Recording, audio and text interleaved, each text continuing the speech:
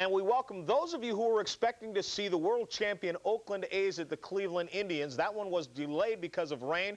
The tarp is now off the field. The players are on the field. They're just about ready to start. We'll get you there in just a moment. But first, let's check the scores early from around the American and National League. The Yankees up 3-0. Don Mattingly became the 11th Yankee to hit 100 home runs in Yankee Stadium. Kirby Puckett had a single in the first inning. He's reached base 10 straight times, 7 hits, and 3 walks. Seattle, you saw, has a lead over Toronto. It's 1-0. That in the bottom of the second. And games that start at 8:30 and 8:35. Boston, Kansas City postponed in the National League. Rain delayed is the battle between first place in the East and the West between Pittsburgh and Cincinnati. The Cubs on a Grace RBI sac fly. Alexis Infante-Air scored Andre Dawson, who had doubled. Chicago leads Atlanta 2-0. The rest start a little bit later on. Some you'll see here on ESPN. Sean McDonough and Ray Knight are standing by in Cleveland. Thank you very much, John, and a belated welcome to the viewers who are expecting to see Oakland and Cleveland tonight. We hope we'll be able to get this ball game in. The forecast here in Ohio is for off and on showers throughout the night. The start of this ball game delayed just about a half hour by a brief light rainstorm that has passed through the Cleveland area, but Greg Swindell is set to go to work against the Oakland Athletics. Here's Greg's first pitch of the night to Ricky Henderson. Over the knees, a called strike.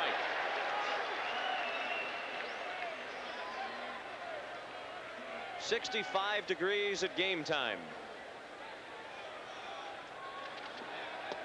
Looping breaking ball. In for strike 2. Greg Swindell has been getting stronger with every start for the Indians. He sure has, Sean. He features a fastball, a slider, a big curveball, and a changeup. Throws in the 90s.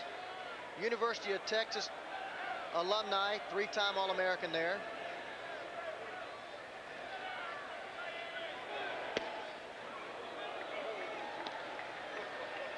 We welcome those of you who have been watching the New York Yankees and the Minnesota Twins. Sean McDonough along with Ray Knight at Cleveland Stadium. We're just underway. Ricky Henderson is the first batter of the ball game with a count of 1 ball and 2 strikes. His .345 average, second in the American League, starting tonight. Ken Griffey leads at .370. And Ricky's barely alive as the looping breaking ball from Swindell missed outside. Henderson, Lansford, and Canseco, the scheduled 3 in the first, as Oakland tries to snap a 3-game losing streak. Their first 3-game losing streak of the season.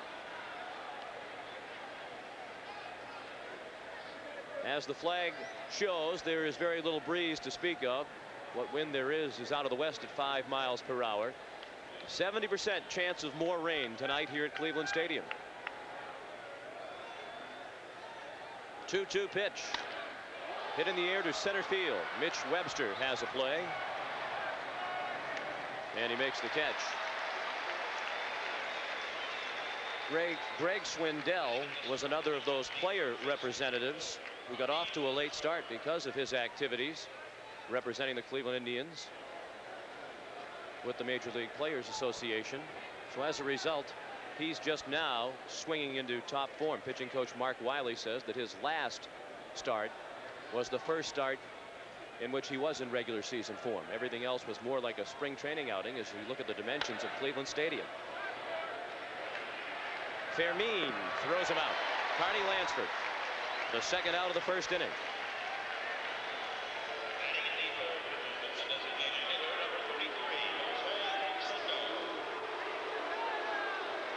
Two quick outs for Greg Swindell.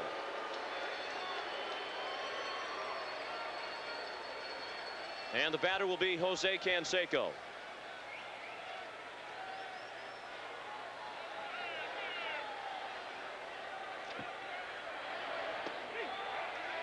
Strike 1. Dropped over the outside part of the plate. Jose had his second 2-homer night of the season last night at the Metrodome against the Twins. His average .297. He now has 11 homers and he's driven in 25. He's all alone at the moment in second place in the American League in home runs, 2 behind Cecil Fielder. He's third in runs batted in behind Fielder and Kelly Gruber. They each have 32. A ball inside, a count of 2 balls and 1 strike.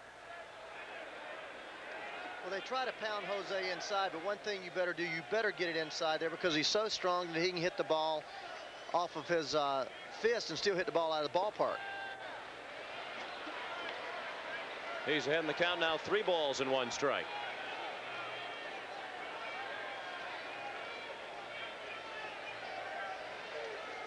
He's going to go away with the fastball.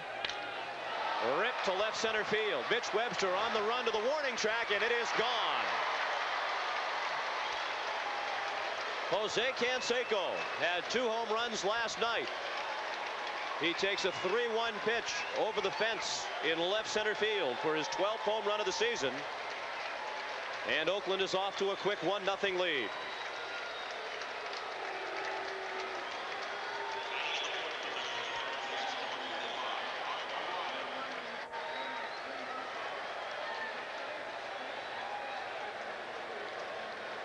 That's 3 home runs in as many at-bats. His 2 home runs last night came in his final 2 at-bats. Mark McGwire takes a ball low.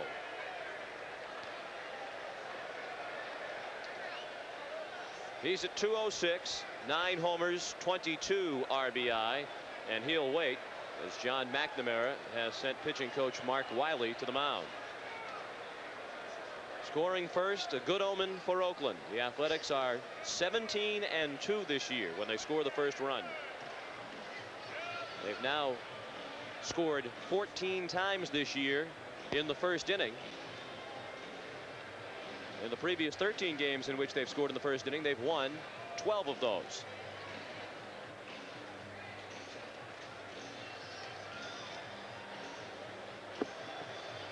Well, Swindell challenges him his 3-1 fastball right down the middle and up. Jose Canseco, we talked about, he certainly didn't catch this on the hands. Just tremendous bat speed. Probably the hardest swing I've ever seen. He just swings so viciously at the baseball.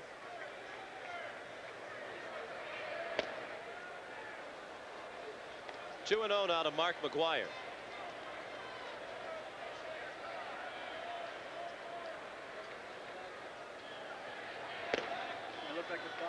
And the count is 3 balls and no strikes. How much of a problem might the delayed start be for the pitchers? Well, it shouldn't be a problem if he sat in there and didn't throw before. Usually it's a problem when he warms up, then stops and warms up. But he didn't do that. They told him long before the game there was going to be a 30-minute or so delay, and Swindell sitting there and relaxed and should have gone through his regular routine. That's ball 4. The inning started harmlessly enough for Greg Swindell. He retired the first 2 men. Henderson on a fly ball, Lansford on a ground ball. But then the home run to Canseco and a 5-pitch walk to McGwire. And as you can see from those numbers, Greg Swindell has not had much success against Oakland. But he's not alone along those lines in the Cleveland pitching staff. Oakland has dominated Cleveland over the last couple of years. Dave Henderson, a big swing and a miss for strike 1. He's hitting .213, 4 homers, 9 RBI. Well, I think the reason for that, these Oakland A's are basically fastball hitting ball club. Swindell basically a fastball pitcher. He throws that slow breaking ball, but it's the type of pitch that you can see the rotation and adjust to.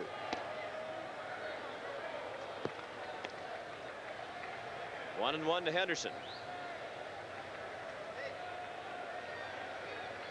He's raised his average 21 points over the last 5 games. He had been in a prolonged slump. 2 balls, 1 strike. Oakland won, just to follow up on the point about Greg Swindell and the rest of the Cleveland staff's difficulty against Oakland last year. Oakland won 10 of the 12 meetings between these 2 teams last year, including all 6 of the games here at Cleveland Stadium. In the air to left field. Dion James has a play in the corner. And that's all. Oakland gets a run on the home run by Canseco after half an inning. 1-0 Athletics.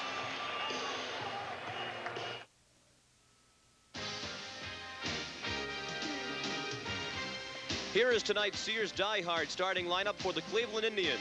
Jerry Brown leads off at second base. Mitch Webster in center field. Dion James in left field. Candy Maldonado is the right fielder batting cleanup. Brooke Jacoby at third base. Keith Hernandez at first base. Chris James is the DH. Sandy Alomar is doing the catching. And Felix Fermin is the shortstop batting ninth. On the A's defense, you have Jose in right field, Henderson Dave Henderson in center, Ricky Henderson in left. Around the infield, Lansford, Gallego, Randolph, and McGuire. Terry Steinbach, the catcher, and Scott Sanderson, the pitcher. Scott Sanderson, 6'5", 200-pound right-hander, 33 years old. Basically fastball, big slow curveball, and changeup. Spots the ball real well. As you see there, 35 hits, gives up a lot of hits. Not a power pitcher.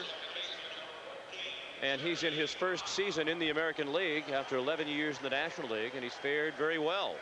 He basically was brought in to replace Storm Davis. Sanderson's 4-1 for the Athletics. Davis is 1-4 now for the Kansas City Royals. Jerry Brown leads off. His average only .228, but that's been coming up. He had a very tough month of April. Sanderson's first pitch of the night, a ball. 1-0 Oakland as we go to the bottom of the first. The Athletics lead on a Jose Canseco home run.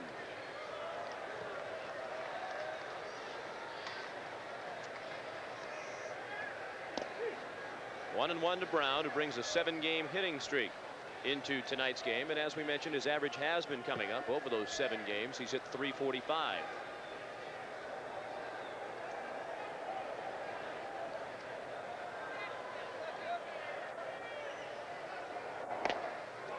High and away, 2 balls, 1 strike.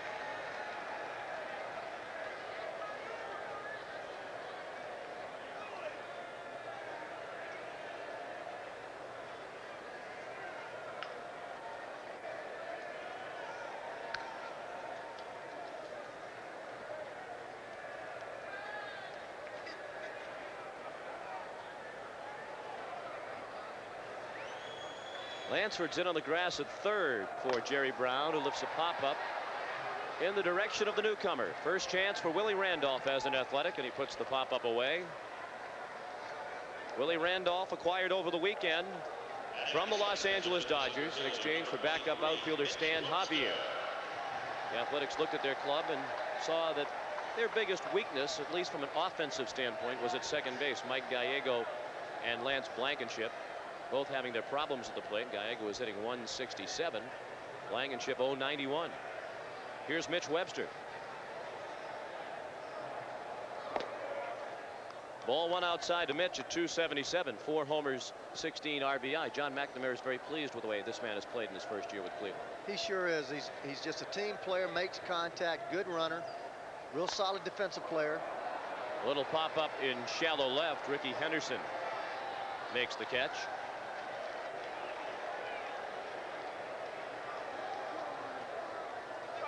That outfield turf is a little bit wet.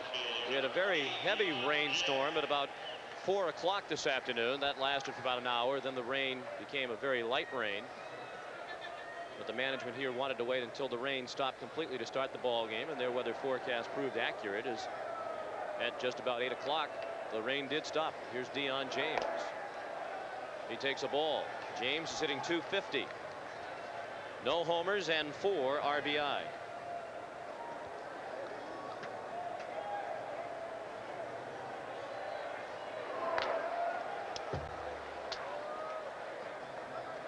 If you're wondering where Corey Snyder is, he is not in the lineup tonight for Cleveland just because he's not been making contact. It's the first game this year in which Snyder has not appeared.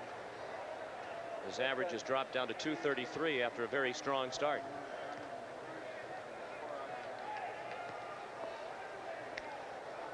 Two outs, base is empty. Bottom of the first. 1-0 Oakland. Scott Sanderson's pitch, line into right center, a base hit.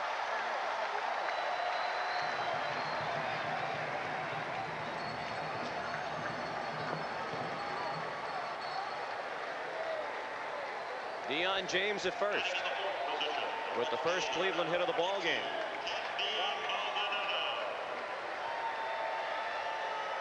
And certainly Scott Sanderson, who for the most part is unfamiliar with American League hitters, should be familiar with the next batter, Candy Maldonado, in his first year with the Indians, and it's been quite a turnaround. Maldonado hit .217 last year for San Francisco, but he's been reunited with his former hitting coach Jose Morales. Those numbers tell the story. A .308 average, 7 home runs, and 23 RBI. You know, I asked Candy Sean about hitting in the American League as opposed to the National League, and he said he doesn't care who's pitching. He looks for a pitch in his area, and if it's anywhere in that area, he swings hard no matter what type pitch it is, and he got that from Jose Morales.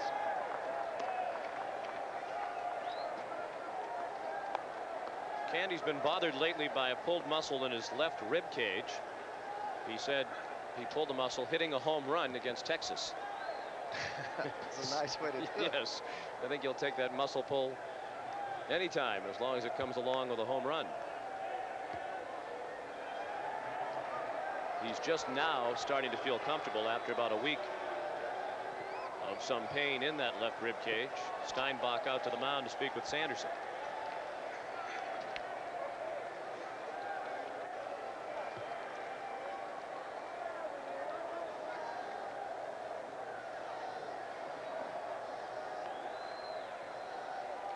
Deion James at first base, not a real threat to steal. Stole 2 bases last year. But 1987 in Atlanta, he had 21 stolen bases. Hammered but well fouled down the left field line. Matter of fact, these Indians in general are not much of a threat to run. As a team, they've stolen just 10 bases. Well, that's one thing that Johnny McNamara talked about to me in spring training and today. The fact that they had to create offense, hit and run, move the runners along, get a guy on second base, try to get him over, whether it be bunting or trying to hit the ball to the right side. They just don't possess overall team speed, and they have to do the small things in order to win. Sanderson stepped off to take a look at Deion James. 1-1 the count to Maldonado. 2 outs, bottom of the first, 1-0 Oakland.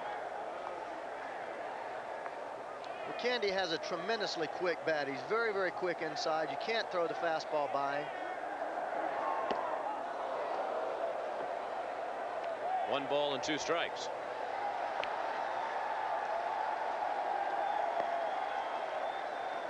Well, as I said, you can't throw the fastball by him. Here comes the fastball inside part of the plate, but Candy looked like he was trying to hit the ball in the next county. Turned his head off the ball. He was looking in, but one thing that you do when you look in, you can't try to hit the ball too hard. Short and compact, keep your head on the ball, then you'll make contact.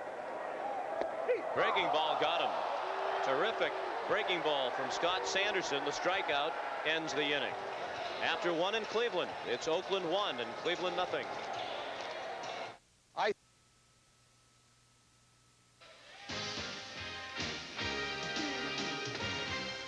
Here is tonight's Sears Die Hard starting lineup for the Oakland Athletics. Ricky Henderson leads off in left field. Carney Lansford at third base. Jose Canseco is the DH. Mark McGuire batting cleanup at first base. Dave Henderson in center field. Terry Steinbach is the catcher. Willie Randolph at second base. Felix Jose in right field batting eighth. And the shortstop is Mike Gallego batting ninth. And Terry Steinbach is set to lead off. As we go to the second, Oakland enjoys a 1-0 lead. On a home run in the first inning by Jose Canseco. Greg Swindell's first pitch to Steinbach, a strike.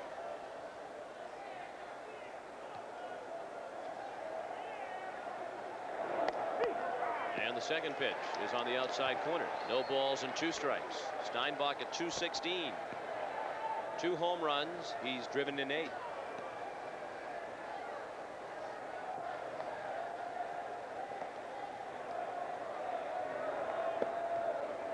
Steinbach and Swindell have a history together. Terry Steinbach made his major league debut here in Cleveland September 12th of 1986 and homered off Greg Swindell in his first at bat, becoming only the second member of the Oakland Athletics to accomplish that feat. Joe Keogh was the other. Count of 1 ball and 2 strikes.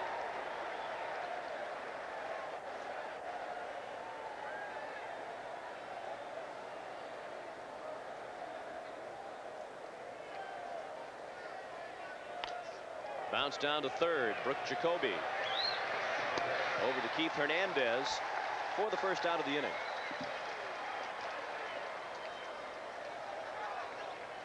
Batting in the 7th position, the second baseman, number 30, Willie Randolph.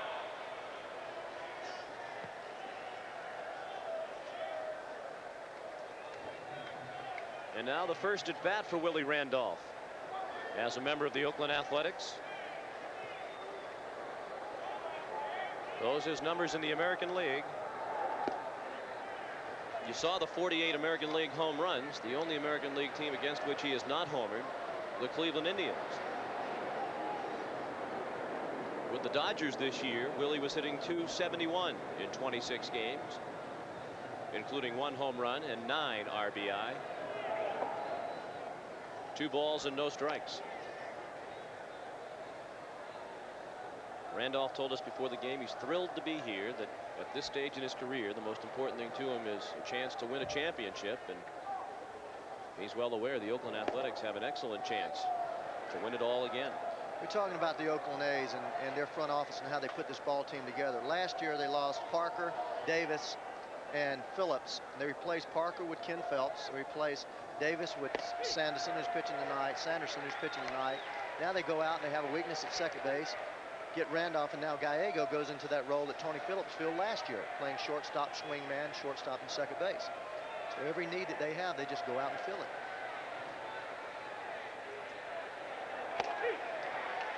Three balls and 2 strikes the count now, and really they didn't weaken themselves very much in trading Stan Javier, who was expendable with the development of Felix Jose. It's a good trade for the Dodgers too. It'll allow Juan Samuel to play second base, which is his natural position. He had a very tough time of it in the outfield, and Stan Javier might be a productive player if he gets a chance to play every day. Stan Javier, just 24 years old, was not going to play here in this outfield behind the 2 Hendersons and Canseco and Jose. Opportunity there to shore up that Dodger defense. Fly ball to center. Mitch Webster makes the catch.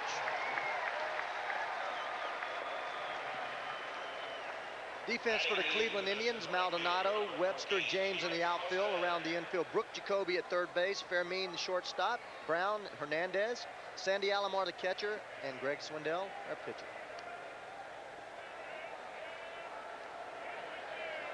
Two quick outs for Swindell in the second. It's 1-0. Oakland on top on a Canseco home run in the first inning.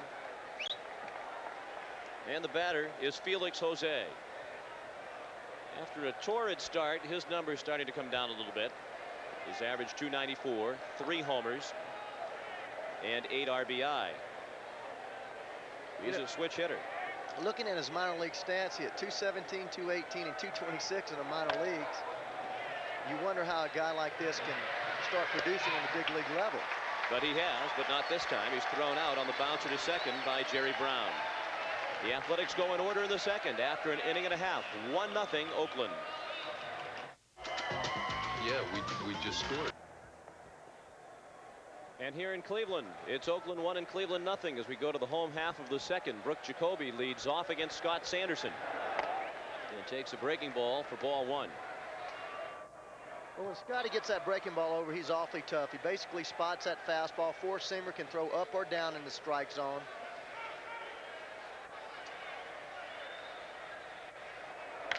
High fastball hit high in the air. Dave Henderson makes the catch. He's probably glad to be here instead of in the Metrodome last night. He had a tough time with a fly ball in center field against that gray ceiling of the Metrodome.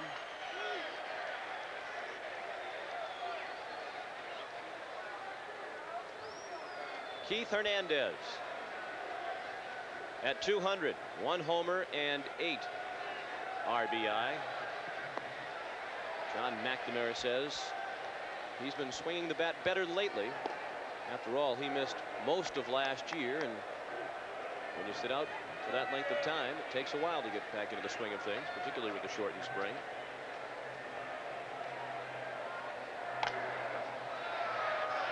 Slowly to second. Randolph has time with Hernandez running. 2 outs in the Cleveland second. It's 1-0 Oakland here. Let's check in again with John Saunders. In Atlanta, the Cubs and the Braves. Pete Smith on the mound to Andre Dawson. The Hawk already with a double. This is 10th home run of the year. Not bad for a guy who was supposed to start the season on the DL. It's 4-0 back to Sean and Ray. Just moments ago, John Saunders gave you an update on the Stanley Cup Finals. Boston hosting Edmonton.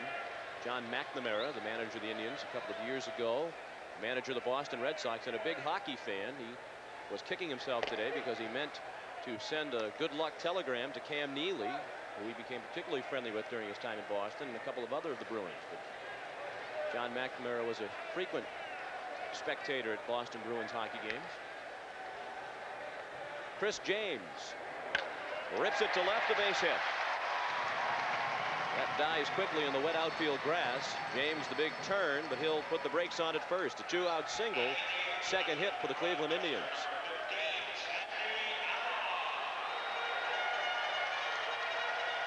Scotty Sanderson just comes up right with a high fastball, almost right down the middle of the plate, just kind of hanging there. That, I don't know if that meant to be a changeup, but he was all over it if it was. Just a high fastball that he didn't have anything behind. Chris James loves to play the game. John McNamara told me that he reminded him, John McNamara being my manager with the Cincinnati Reds back in 79, 80, 81, said that Chris James reminded him of me.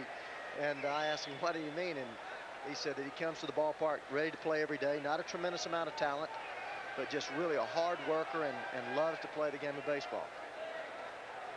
Same can be said for Sandy Alomar, except in his case, he has plenty of natural ability. He also brings a great deal of enthusiasm to the ballpark on a daily basis. Very respectable numbers, as you saw at the plate to this point. 287, 2 homers and 16 RBI. And he has been most impressive with his work back of the plate and with his throwing arm. An outstanding throwing arm, according to McNamara and others. Mike Hegan, the former catcher himself, who works as a Cleveland Indian broadcaster, said Sandy Alomar has a great arm.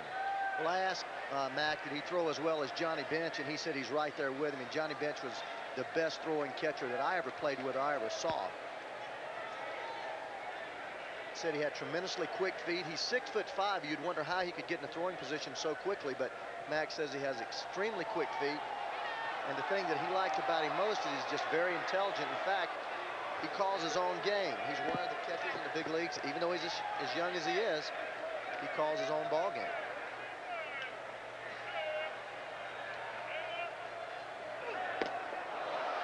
That's strike 3. Sanderson has ended each of the first 2 innings with a strikeout. After 2 in Cleveland, it's Oakland 1 and Cleveland nothing.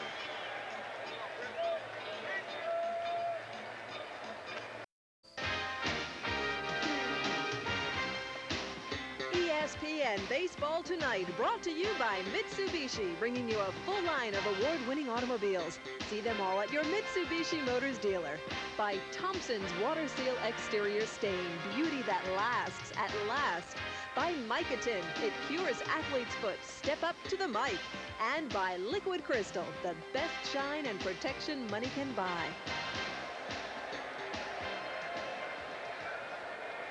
Sean McDonough with Ray Knight back at Cleveland Stadium in Cleveland, Ohio. Oakland with a 1-0 lead as we head to the 3rd. Jose Canseco's home run, the only run of the ball game. This is Mike Gallego leading off against Greg Swindell. And he looks at a ball low. Both Gallego and Lance Blankenship have been getting the job done defensively at second base for Tony La Russa, but Gallego's average of 167, Blankenship's of 091 created a little bit of a need for more production offensively from La Russa's second baseman, although with the rest of the lineup that Tony has, you wonder if they need any production at all from second baseman, but they felt they did, and they went out to get Willie Randolph. But a nice touch having Gallego in the lineup tonight. He still feels as though he's a part of the picture, and he isn't immediately sent to the bench. And he walks on 4 pitches. Second walk thrown by Greg Swindell, and the Athletics have the lead man aboard for the first time. Well, last year Gallego played shortstop. Walt Weiss was hurt, and he started 59 of 65 games last year and did a tremendous job for him. They were 36 and 29 during that period. Tony La Russa has tremendous respect for him. And just tonight's an example. He's played him at shortstop probably because of that fact. He wants to let him know he's a big part of this ball club, even with the acquisition of Randolph, knowing that Walt Weiss is the everyday shortstop. And Walt Weiss has appeared in all 31 games for Oakland, so he's due for a night off anyway. Gallego draws a throw. Mike's 0 for 2 in the stolen base department. Oakland with 39 steals as a club. That's a sharp contrast between these two teams. Oakland number 1 in the league as a team in stolen bases, and Cleveland is number 13. Only the Boston Red Sox have stolen fewer bases. And Ricky stole 12, which is only one less than Cleveland's 13, so it tells you a little bit.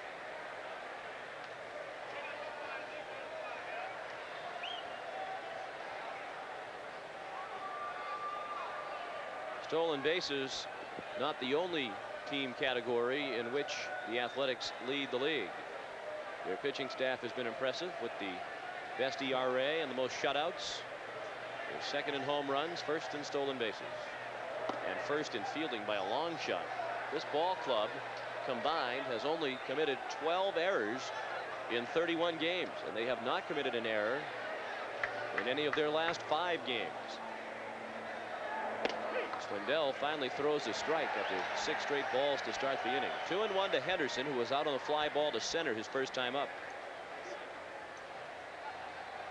Well, all those things you mentioned, that tells me one reason people talk about Kansas City getting behind this ball club, California. When you look at a ball club that's this solid from top to bottom, offensively and defensively and pitching wise, a lot of things are going to happen bad for this team to fall. Well, it became trendy for the so-called experts to move away from Oakland and pick a Kansas City or California to win the West. There's a high fly to right center field. Maldonado, who's playing right field for the first time this year, makes the catch. With Corey Snyder out of the lineup for the first time, Maldonado is in right field for the first time tonight. He's seen most of his action in the outfield and left. Gallego now at first with 1 out. And that'll bring up Carney Lansford here in the 3rd inning, with Oakland leading 1-0. You mentioned that the consensus was that California and Kansas City both went out and strengthened themselves immensely by the acquisitions of Lansford, Langston with California. With Lansford at the plate, I think that's what got you a little bit confused. And anyway, and then with Kansas City, with Storm Davis and Mark Davis. I'm having throw to first and Gallego's back. But the fact is, you have a ball club that's this solid. You don't make moves, and they made the moves that aforementioned that they had to when they lost quality players. They're just a tremendously sound ball club. Low and away. Swindell's control continues to be a problem. He's fallen behind Lansford, 2 balls and no strikes. And it shows you don't win pennants on paper. Mark Davis, Storm Davis, Saberhagen, Gubazov.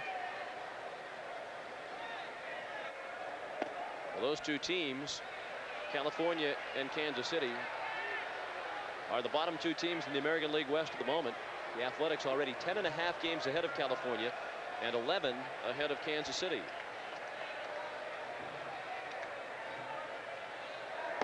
There's a strike, 3-1. And even though Parker has departed along with Phillips and Storm Davis, Tony La Russa feels his team is better this year because they have a healthy Jose Canseco for what they hope will be the whole year, and the same can be said for Walt Weiss, and they have Ricky Henderson for the entire year. 252 games between those 3 men they figure they'll have this year that they did not have last year. That's in the right field corner from Lansford. On his way to third is Gallego. He'll be held by Rene Latchman as the throw comes into Hernandez. It's a double for Carney Lansford. And the Athletics have runners at second and third with 1 out in the 3rd as they try to build on a 1-0 lead.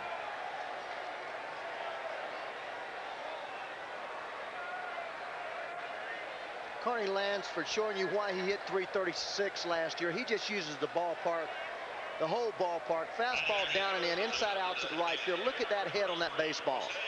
And if it weren't wet, that ball would have went on into the corner for a possible triple. Lansford's red hot. He's now 9 for his last 21.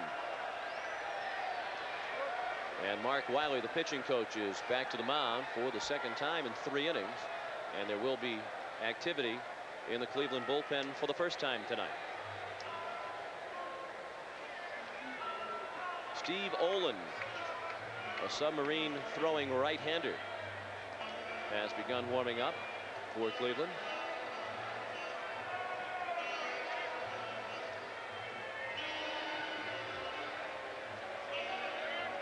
They say that Greg Swindell didn't even throw a slider for the first 2 outings of the season. That's how far behind he felt he was as he prepared for the year. Well, Sean, you know, in 1989, he strained ligaments in his left elbow. He was 13-2 up to July the 15th, and then he strained ligaments in his elbow and was out until July the 15th. And the slider is the toughest pitch on the elbow, and with that spring training cut short, they decided not to let him throw any. Here's Canseco, who looks at ball 1 in the dirt. Good block by Sandy Alomar. And the runners cannot advance. Well, this is a situation where Greg Swindell, even with McGuire on deck, first base open, you pitch Canseco very tough.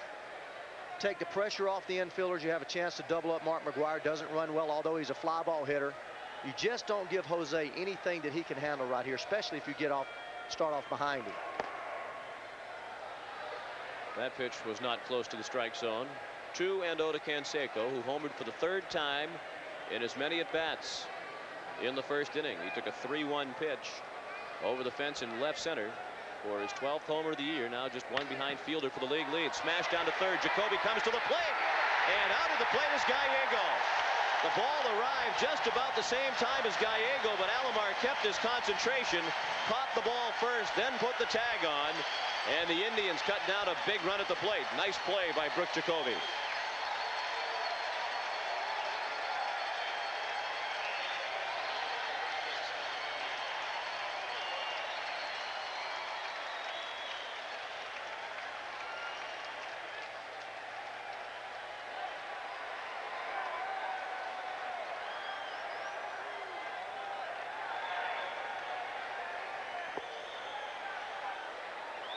Mark McGuire now with runners at 1st and 2nd and 2 outs. He walked his first time up. Breaking ball, bounding ball past the dive of Jacoby. Being waved in is Lansford. He will score. 2-0 Oakland.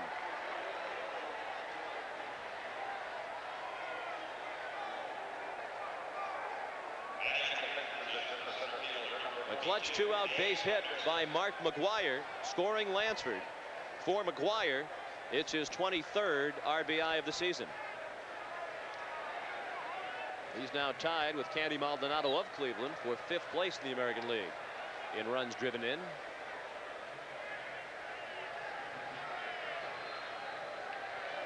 Dave Henderson at the plate. Ball 1 outside. Henderson flied to left his first time up.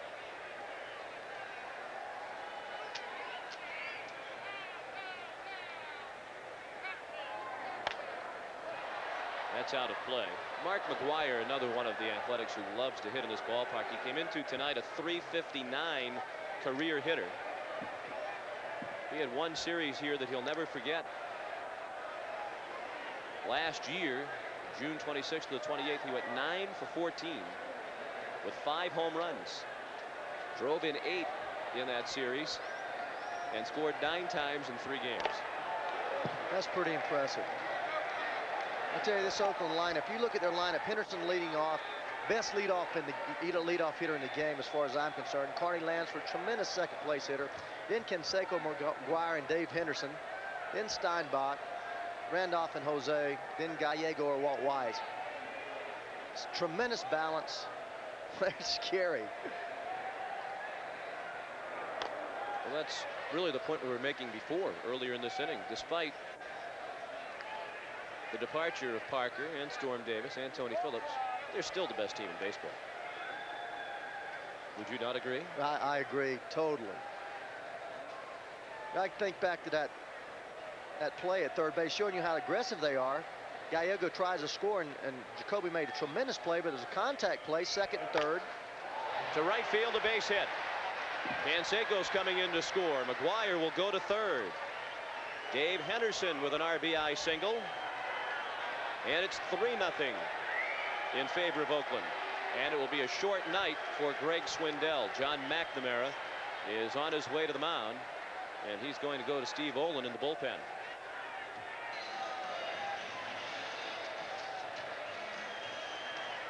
The RBI for Dave Henderson, his 10th of the year, and it drives Swindell from the ball game after 2 2/3 innings. Steve Olin will be the new pitcher.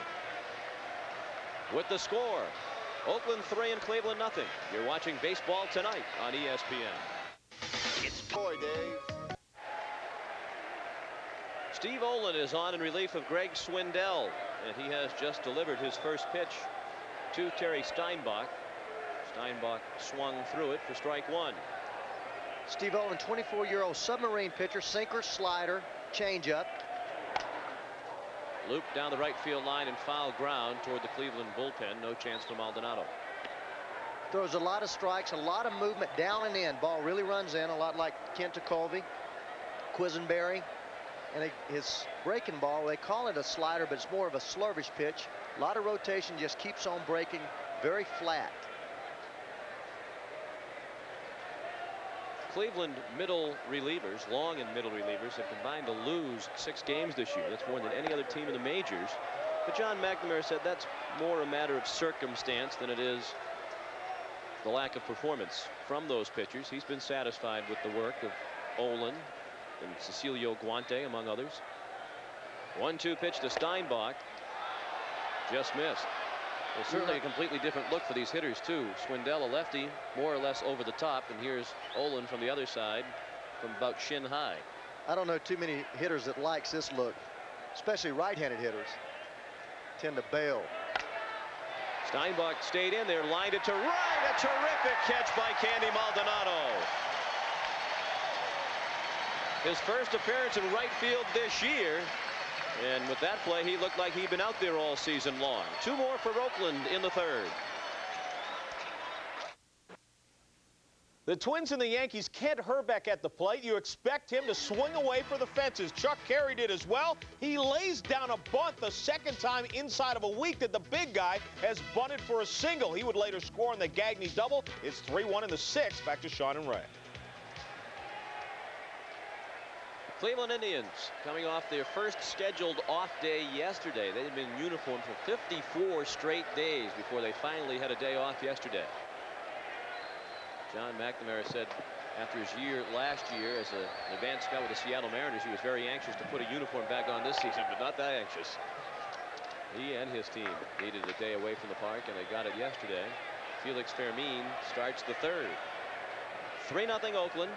Fermin's hitting .239. He surprised the entire baseball world when he hit a home run earlier this year. And he's driven in 7. Past Lansford, Gallego has to hurry, and he got it there. 1 out in the Cleveland 3rd. Oakland leads 3-0. They have 4 hits, and the Indians have 2. Well, Gallego shows you why he's so valuable. Charges the ball, gets up, throws the ball off balance. Good strong arm, very accurate. Carney Lansford would have had a play on that ball there, but he was playing very shallow, as he is again with Jerry Brown hitting 3 steps in front of the bag. Jerry Brown takes Scott Sanderson's first pitch for a strike. There you see Carney, but his lateral movement is cut down so much, he's there about 6 feet in front of the bag. They must have a scouting report that Fermin, Brown, and Webster will all bunt. We know that Mitch Webster will, but Fermin basically known for his sacrifice bunts. Of which he had 32 last year. Far and away leading the league. Breaking ball in for a strike to Jerry Brown. He popped to second his first time up. Carney backs up with 2 strikes. One thing too, Sean, on a wet infield, although the ground was covered, on a wet infield, that ball tends to get out there if it's soggy and die, and you have to take some of that real estate away as a third baseman. That's popped up and heading for the seats. Sean McDonough with Ray Knight. Game 1 of our ESPN Baseball Tonight doubleheader from Cleveland Stadium in Cleveland, Ohio. It's the first meeting of the season between the Oakland Athletics and the Cleveland Indians. Oakland with the best record in the American League coming into tonight at 22-9, but they've lost 3 in a row.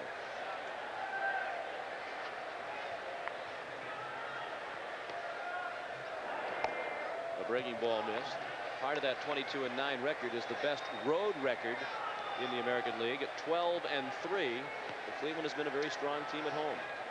9-4 here at Cleveland Stadium. Only the White Sox have fared better at home. They're 12-3 at Comiskey. Brown's gone. Third strikeout for Scott Sanderson, and the second out of the 39.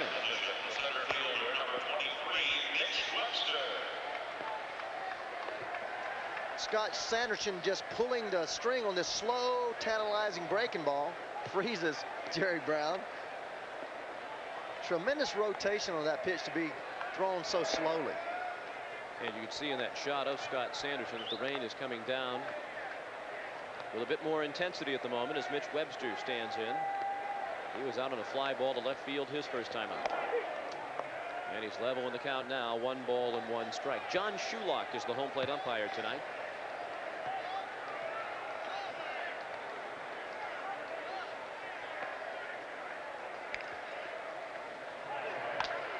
In the air to left field again. Ricky Henderson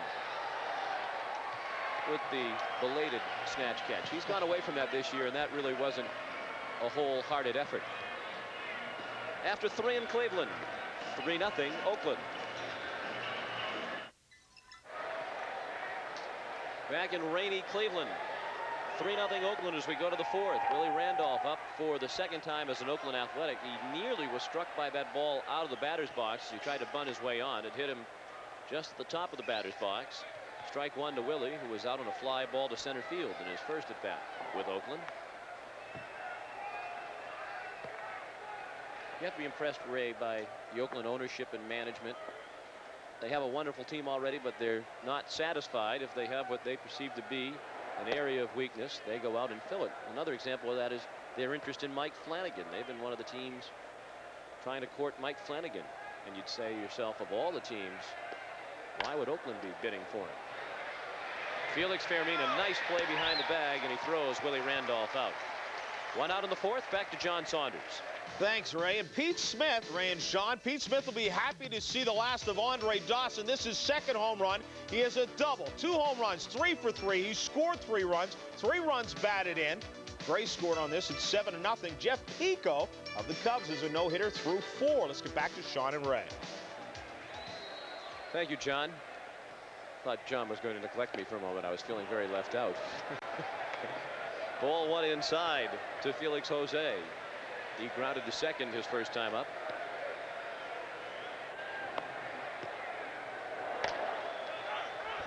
Hernandez flips to Olin covering. And Olin won the race to the base with Felix Jose. 2 quick outs on a couple of ground balls. Batting in the 9th position, the Oakland shortstop, number 9, Mike Gallego. We see Keith here, the best in the business. Gets in front of everything. Tremendous hands. Just the softest hands that you'll ever want to see. I think he's done that a few times, Sean. Indeed he has. You could make the argument that he's the best defensive first baseman of all time. Certainly this fact points out that he is. 11 Gold Gloves, the most of any first baseman. Brooks Robinson and Jim Cott have more Gold Gloves than anybody else with 16 apiece. But among first basemen, Hernandez with 11 is far ahead of the rest of the field. George Scott, who had a great career primarily with the Boston Red Sox and also with the Brewers, had 8. Keith always made it look so easy. Plays hitter so well. Real good range. The best range of any first baseman going to his right toward the second baseman. All-time assist leader. All-time assist leader. So that means he gets to a lot of balls a long way away from the bag, so that he has to make that throw to the pitcher. Mike Gallego at the plate. The count to him now 2 balls and 2 strikes. Mike walked, facing Greg Swindell last inning. Swindell, by the way, tonight went 2 2/3 innings, allowed 4 hits and 3 runs all earned. He walked 2, did not record a strikeout, gave up a home run to Canseco and threw 57 pitches.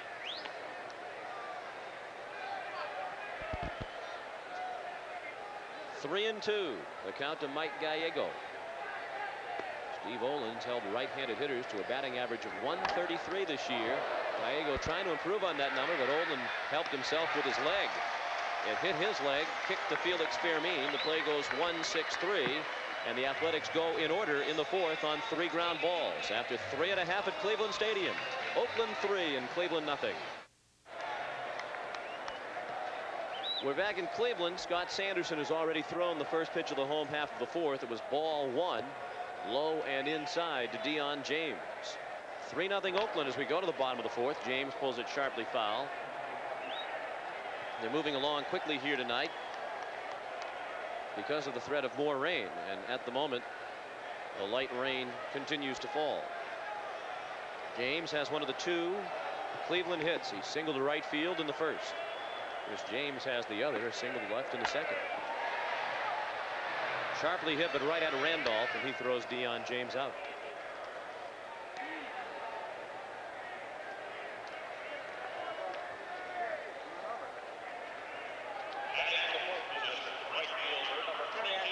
These folks will have a new ballpark here in Cleveland in 1994, but they'll still have to worry about the rain. It will not be a dome stadium, and those of us who care about things traditional are happy about that, but occasionally there will be some foul weather here in Cleveland.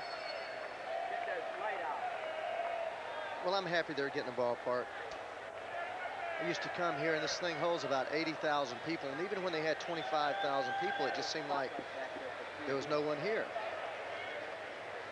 Such a huge ballpark. The voters of Cleveland supported something called the Gateway Project. There'll be a new baseball stadium and a new arena for the Cleveland Cavaliers. They'll move from the suburbs back into the city of Cleveland. The proposal to build those structures and others related to it, hotels, etc., passed narrowly by a margin of 52 to 48. But in 1994, the Indians will have a new home in downtown Cleveland. Here's Candy Maldonado, who looked at a called third strike his first time up.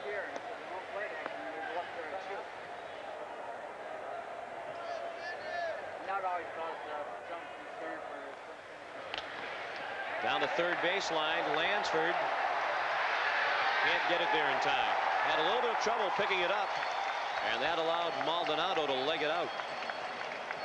It's a base hit, the third Indian hit.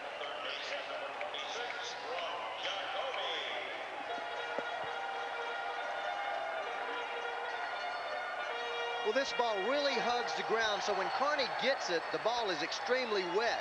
So when he goes to pick it up, it scoots out of his fingers, and then he tries to grip it. And what you always try to do is grip it with the seams. But that ball was really wet. It's very soaked down there now.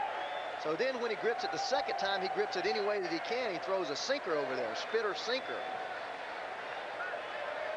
And the Indians have a one-out base runner for Brooke Jacoby, who looks at a ball in the dirt blocked in front of the plate by Steinbach.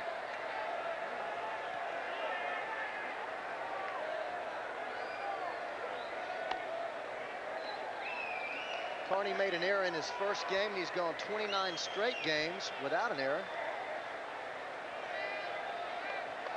Great defensive third baseman, led the American League in fielding 3 different years, always in the top 2 or 3. Jacoby out on a fly ball to center his first time up.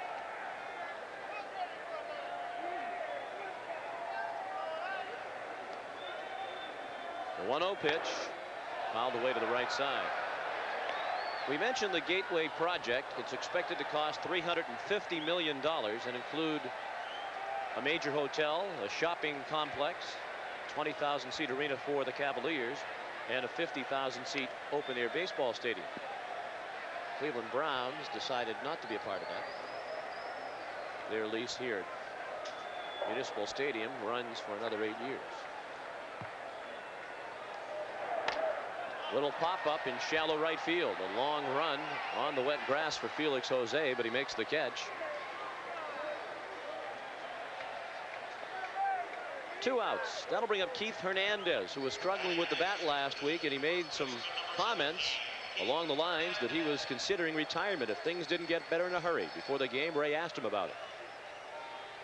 Well, I just think when I made those statements in New York, I was probably at the bottom of my slump, and I can be an emotional type guy. You know, you play with me, and I just made those statements kind of in haste, and I was emotionally down. So upon reflection and continuing to play, you know, I wish I hadn't said them. I mean, I still love to play the game, and it's still baseball.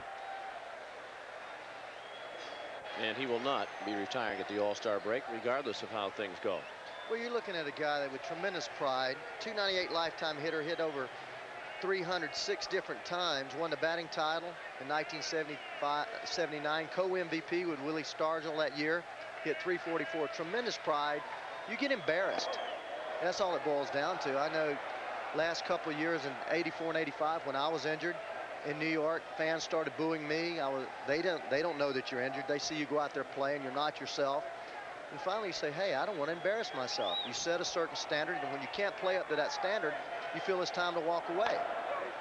Bounce down to first. McGuire will play it himself. And that is all for Cleveland in the fourth. After 4 in Cleveland, it's Oakland 3 and the Indians nothing. Back in Cleveland through 4 innings, Oakland has a 3-0 lead. A tough start tonight for Greg Swindell, who struggled with control. Oakland coming up now at the top of the order in the 5th inning. Ricky Henderson leadoff. Has there ever been a better leadoff hitter in Major League Baseball? I don't think so. 9 of the last 10 years he's led the league in stolen bases, scored 100 runs 8 times in his career. Just a tremendous player. He does everything. Hit for power.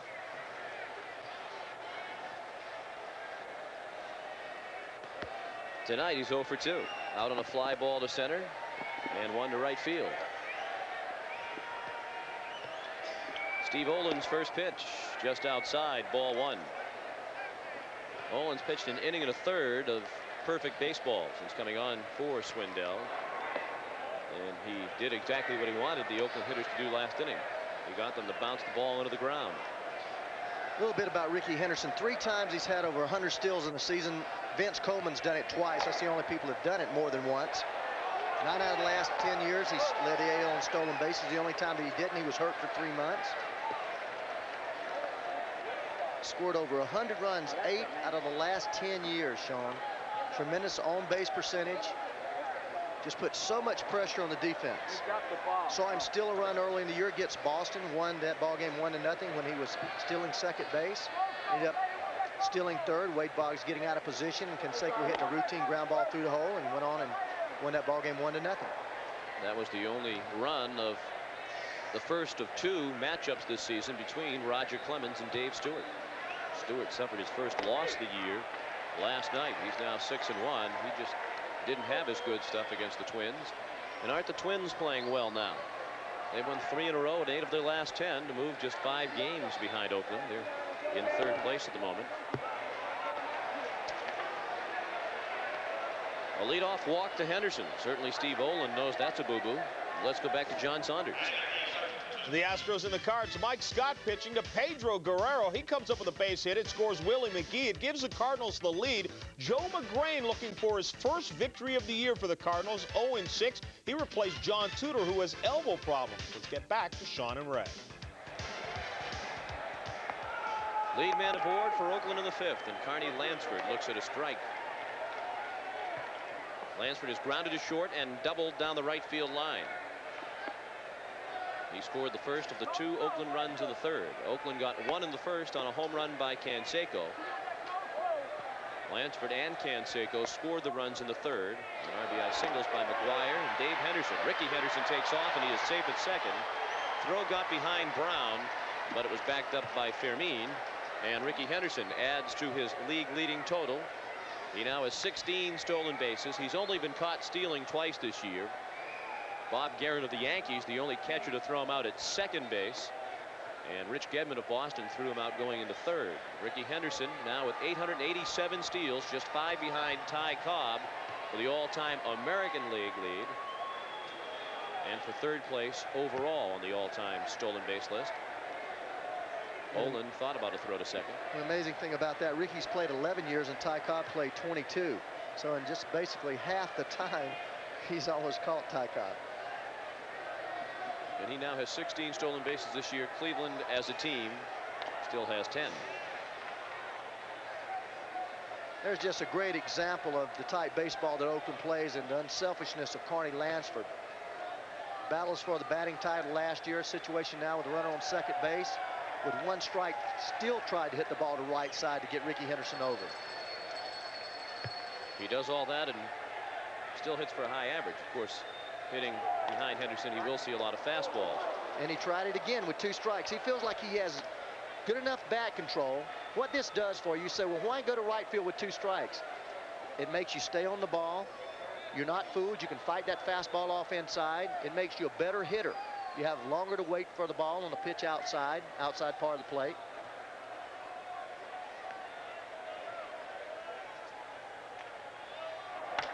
Up the middle. That'll get the runner to third.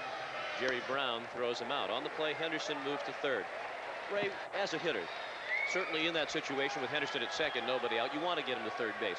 But once you have 2 strikes on you, does your thought process change? Now you're just thinking, I've got 2 strikes on me, I have to just worry about making contact and putting the ball in play? Depends on the type of hitter you are. Carney Lansford and myself, I felt that I could hit the ball to right field basically any time I wanted to. A Canseco wouldn't do it. Basically, he's going to drive in the run anyway. But Carney Lansford knows that if he looks for that fastball away to hit it to right field, if that pitcher hangs the breaking ball, he's going to be right on it and drill it to left field. So basically, he sets up to go the other way, which is in his strength. Pitcher makes a mistake, he'll still pull the ball and hit it hard. Canseco at the plate with the infield in for Cleveland. 1 strike the count to Jose, who homered in the first inning. And he reached on a fielder's choice and scored in the third. Broken bat, base hit. Past the drawn in infield. Jerry Brown just missed it. And Ricky Henderson scores to make it 4-0 Oakland.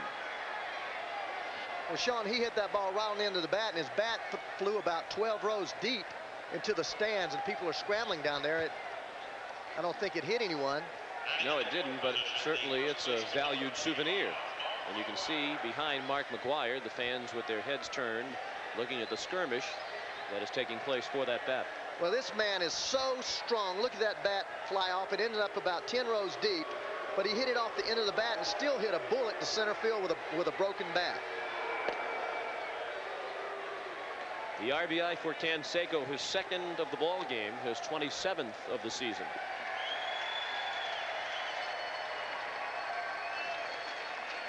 Four nothing Oakland.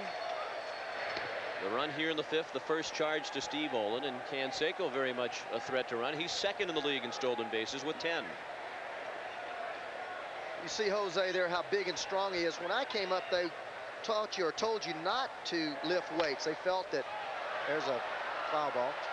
They felt that it made you tight and would bind you up, something for football players. I think Jose and guys like Mark McGuire and Brian Downing, those guys have kind of revolutionized.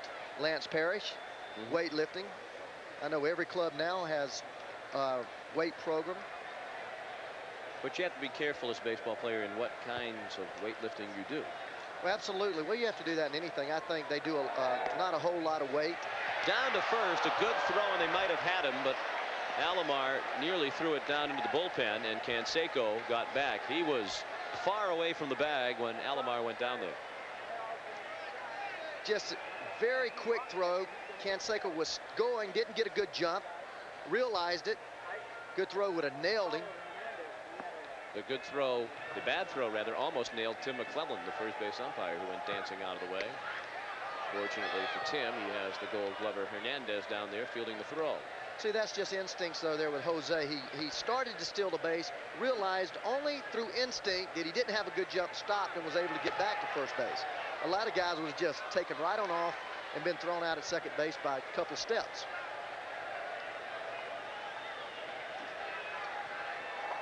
Would you be one of those guys? No, you had the No, I good wouldn't be baseball going. instincts. I wouldn't be going. 3 and 2, 2 out, I'm running. There you go. I did steal 14, I think, in my career. Over 14 years. That's one a year. On the back end of double steals. I was going to ask you how many of those were as a part of a double steal. The pitch, a strike, the throw bounced, but he didn't get the tag on him. It bounced in front of the bag, but they still had time to get Canseco. But apparently Jerry Brown, in the opinion of Don Denkinger, did not get the tag on Jose Canseco, who has stolen his 11th base of the year. Well, Jose, the quickest way to get to second base is a straight line. He does not slide straight into the bag. He kind of goes to the back side of the bag.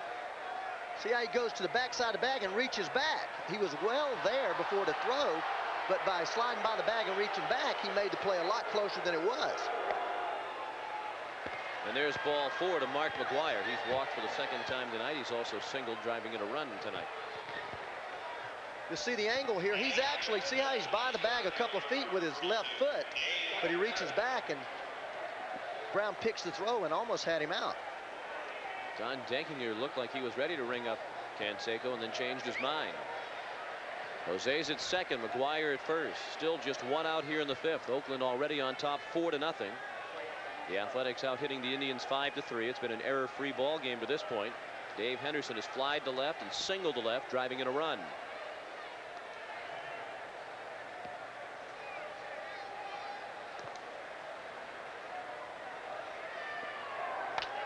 Late swing and foul ball to the right.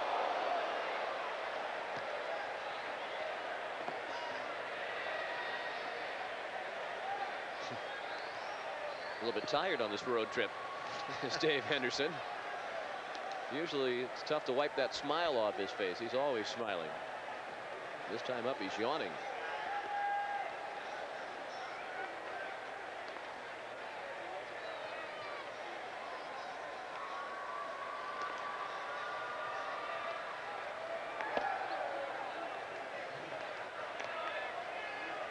One ball and 1 strike. 1 out, 2 men on in the Oakland 5th.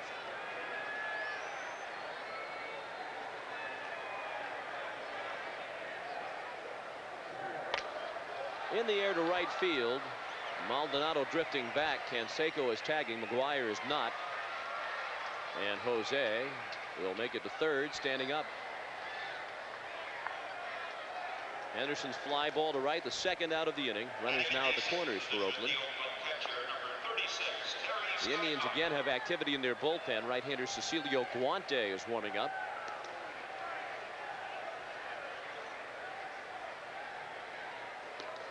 There is Cecilio.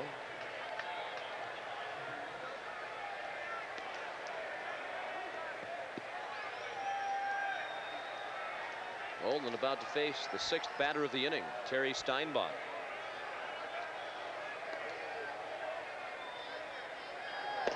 Check swing, a strike over the outside part of the plate. Steinbach is 0 for 2 tonight. He's grounded to third, and last time up he was the first man to bat against Steve Olin. And he was robbed of a hit on a nice running catch by Kenny Maldonado in right field. He caught it just off the top of the grass.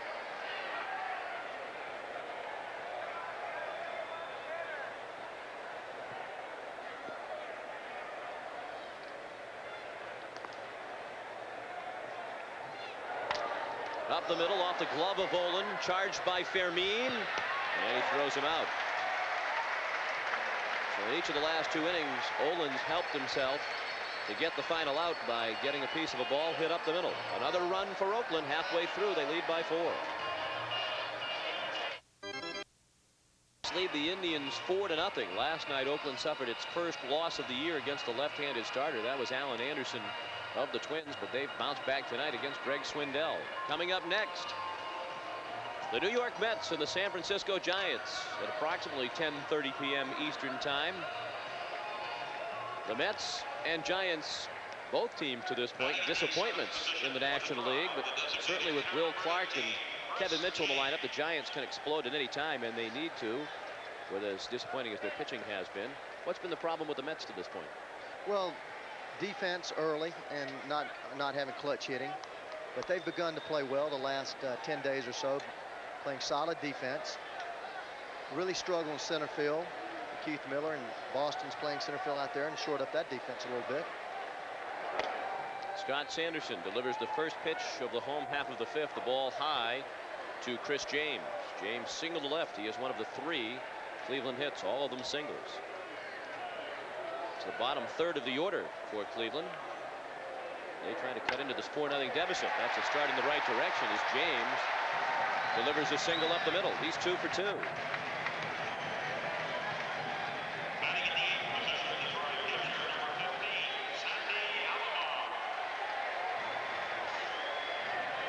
That brings up Sandy Alomar, who looked at a called third strike his first time up. One of 3 strikeouts. Now normally, Ray, this is about the point in the ball game. Perhaps it's a little early to start thinking about Scott Sanderson coming out of the ball game, but he is not a complete game pitcher. He certainly is not. He's only had 5 complete games the last 5 years. Basically a 5-6 inning pitcher. Oakland knew that was what they were getting when they got him. Storm Davis, the same type pitcher. Get him into the 6th inning and then let that bullpen take over. He's had 6 starts this year and thrown 36 innings. That's an average of 6 innings, and that's basically what you get from Scott Sanderson. He's given up 4 hits now in 4+ innings. The 1-0 pitch to Alomar.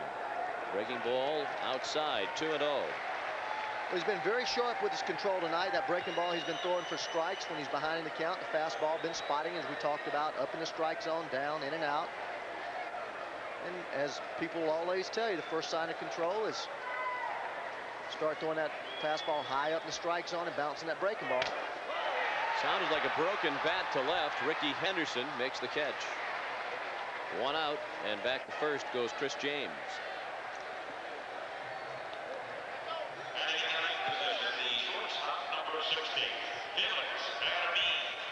Alomar just gets hung up, tied up here on the inside part. Look at him bail off of that ball or recoil back, trying to get his hands out.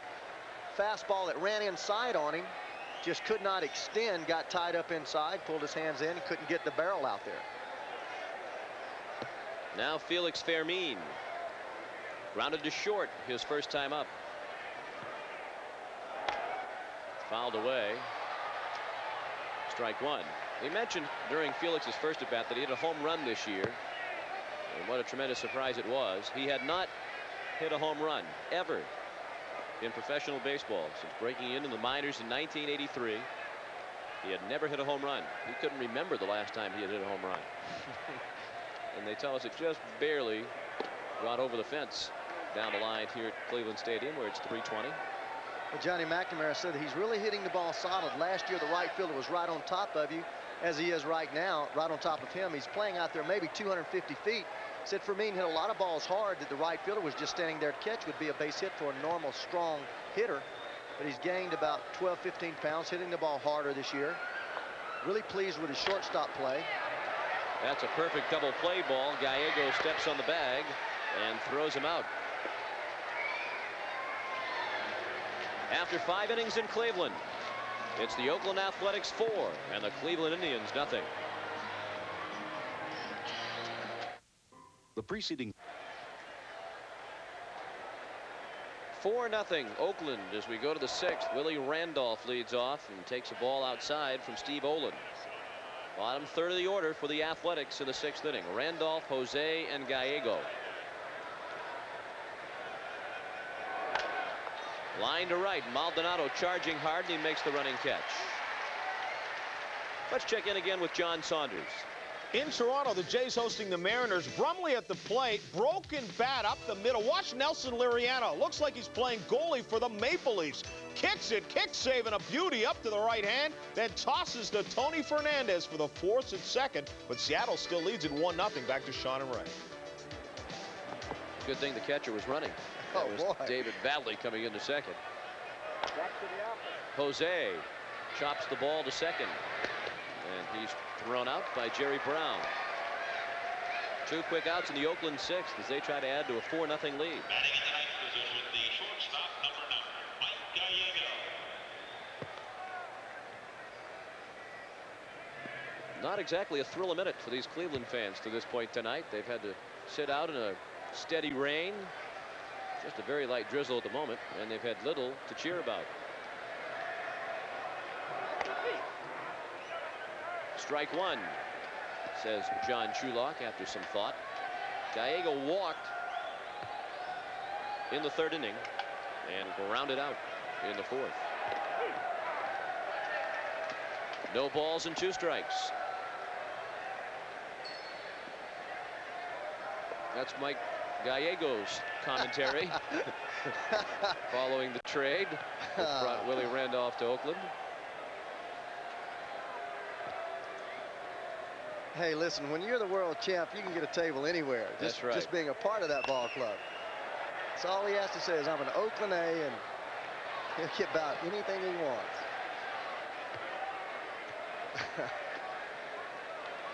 It takes a certain attitude and perhaps even a sense of humor to accept being a utility player. Gallego seems to have that whatever's best for the team attitude. Sean, you're right. I know it was very, very tough for me. Once you've played every day and get accustomed to going to the ballpark, knowing you're going to play, you get comfortable and you feel good. You know what your role is, and it's easy to play every day. It was very, very difficult for me to be a part-time player. My first 2 years in Cincinnati, backing up Pete Rose, 77 and 78, and then platooning with Howard Johnson in 85, and finally winning the job back in 86. But I never was very good coming off the bench. I just didn't feel confident. Gallego to right field. Maldonado twisting and turning, but he's there to make the play. And the Athletics go in order for the third time in 6 innings. After 5.5, it's Oakland 4 and Cleveland nothing.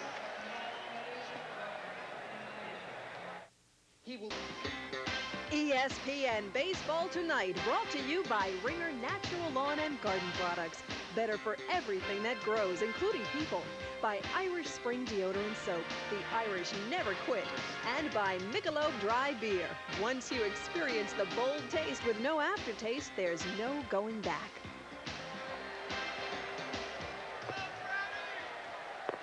The first appearance of his career for Scott Sanderson against the Cleveland Indians has been most impressive, much to the chagrin of these hardy souls. 8,734 on hand tonight at Cleveland Stadium.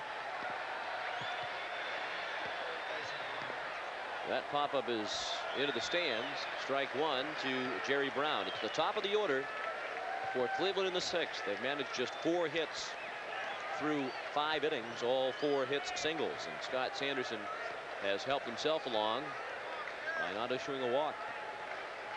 He did not issue a walk in his last start, 6 1/3 innings against the Yankees in Oakland, and he walked only 1 2 starts ago. That was at New York. 7 shutout innings in which he allowed only 5 hits.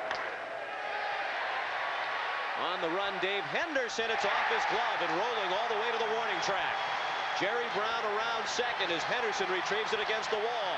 He missed the cutoff man, but the play backed up by Gallego, and Jerry Brown is into third. He's the first base runner in scoring position for Cleveland tonight.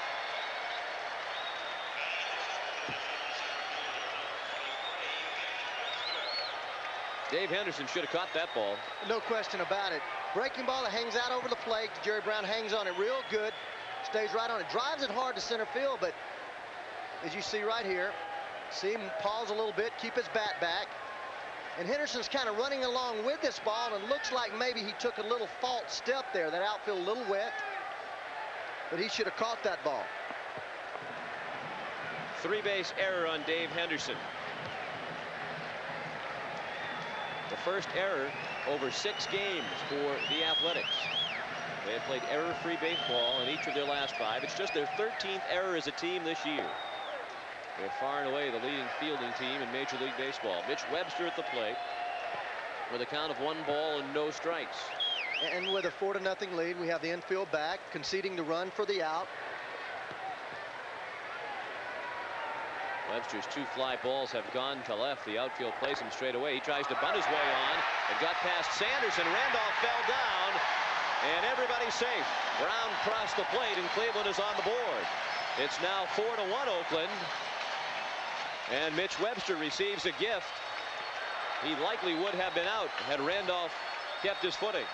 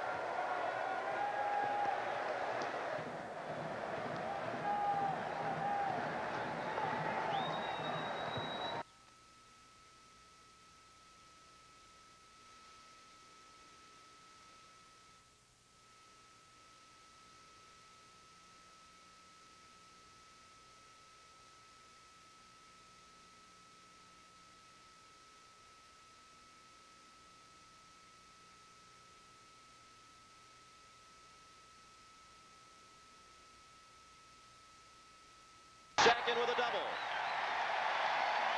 And the Indians will bring the tying run to the plate with nobody out in the 6th inning. Well, Sean, only the real good base runners steal when you're down 3 runs. The great base stealers. What you need in this situation, McGuire needs to be behind Webster. Then he may have a chance because he's been deeper to catch that line drive. Barely escaped his leap as it was. And it's the first extra base hit of the night for Cleveland. A double for Deion James. Just his 2nd double and 2nd extra base hit of the year. In the steady rain, Dave Duncan, the pitching coach, is at the mound. Gene Nelson, a right-hander, is throwing in the Oakland bullpen. Cecilio Guante has also continued to throw in the Cleveland pen, so it's possible that he'll come on to start the inning when we move to the 7th. Another replay here. See how shallow McGuire is? He's a step in front of the bag, and he misses that ball by a couple of inches. Has he been behind the runner another 3 steps, 5 or 6 feet maybe? He has a chance not only to jump higher, but to jump quicker and jump higher and react to that line drive. Candy Maldonado with 2 men in scoring position. Looks a very high pop-up. That won't get the job done. McGuire in fair territory makes the catch. Webster wasn't even tagging with the ball hit in the infield. And that's a big first out of the inning for Scott Sanderson. The runner's still at 2nd and 3rd, but now with 1 out. A little surprised Candy swung at the first pitch there. You talk about in a situation runners on 2nd, 3rd, or 3rd base with no outs, getting a pitch that you know you can drive. Basically your pitch, especially first pitch. You don't swing at a pitch unless you know you can drive that ball hard in that outfield somewhere. That ball was a fastball, maybe a little up in the strike zone. A little too high for Candy. Couldn't get on top of it and pop it up. Now Brooke Jacoby 0 for 2 on a couple of fly balls to the outfield. Once to center, once to right. From the stretch, Scott Sanderson, the breaking ball, and a dandy. Outside part of the plate, strike 1. Boy, he gets tremendous rotation on that breaking ball. He's just flipping that thing up there. Reminds me a lot of Rick Mailer's curveball. About 23 miles an hour, I think.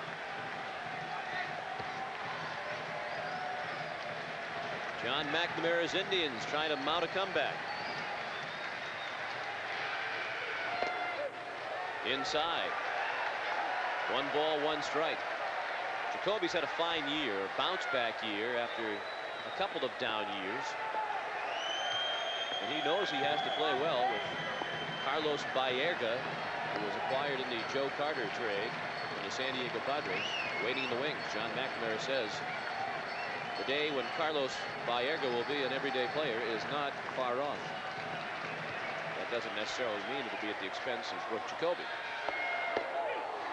Breaking ball, just like the first strike thrown by Sanderson. Outside corner. 1 ball and 2 strikes. Well, this situation now where you take that breaking ball away from him, what I mean by that, you look for the fastball away to make sure you stay on the ball and that you're on anything soft. You certainly can't look for that fastball in the situation right here in. Sitting on the breaking ball, he can throw the ball by you, so you look for the fastball away, sets everything up, then you're able to adjust to that breaking ball and foul off the fastball. Fastball comes inside. 2-2.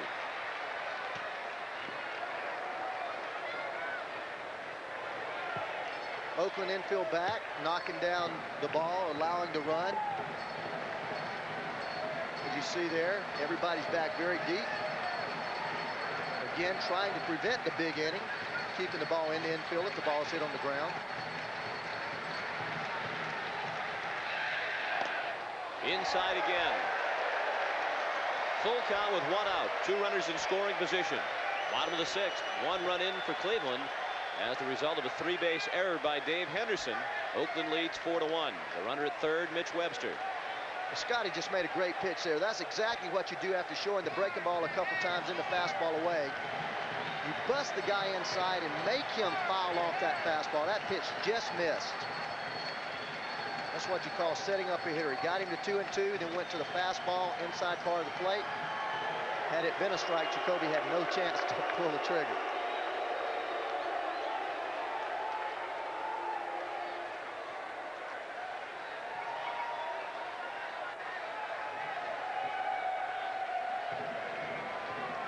Tony La Russa has Gene Nelson ready should he decide to make a pitching change in this inning. And as we talked about Scott Sanderson early, starting to struggle late in the ballgame. We're in the 6th inning.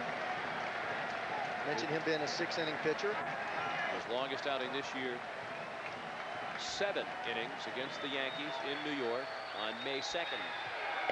Struck him out. Reared back for a little something extra. Jacoby appeared to chase a pitch out of the strike zone. That was high and away, but it's a big strikeout for Sanderson, his 4th.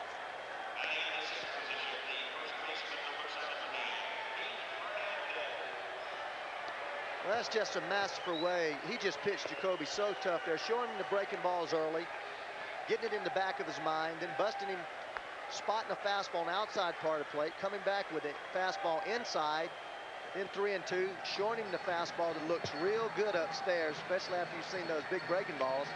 Hard to lay off that pitch. Now Keith Hernandez, 0 for 2 on a couple of ground outs. Swings and fouls it out of play. Strike 1. Well, Sean, this is a situation when Mex, as I know him, Keith Hernandez, was always the toughest. He may be 0 for 3, but you get him up there in a clutch situation, and he always seemed to come through with a good at bat. He may not get the base hit, but he'd give you a good quality at bat. Told me he's had a tough time concentrating up here in Cleveland.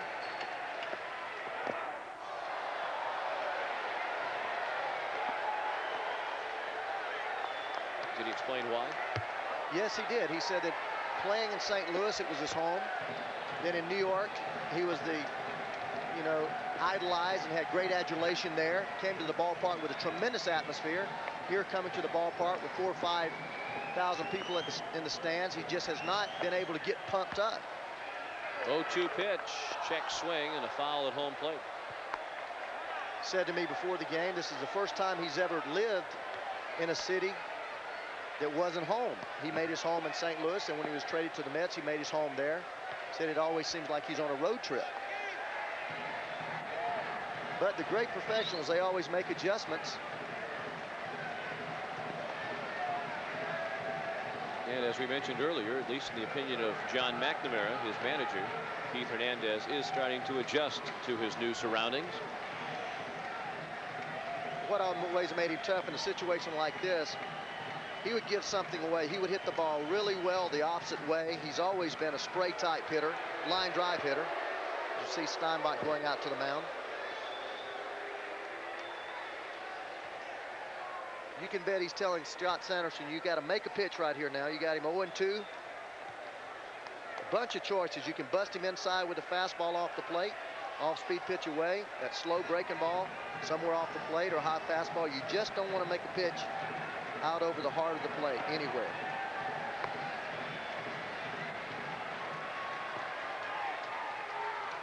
Here is the 0-2 pitch.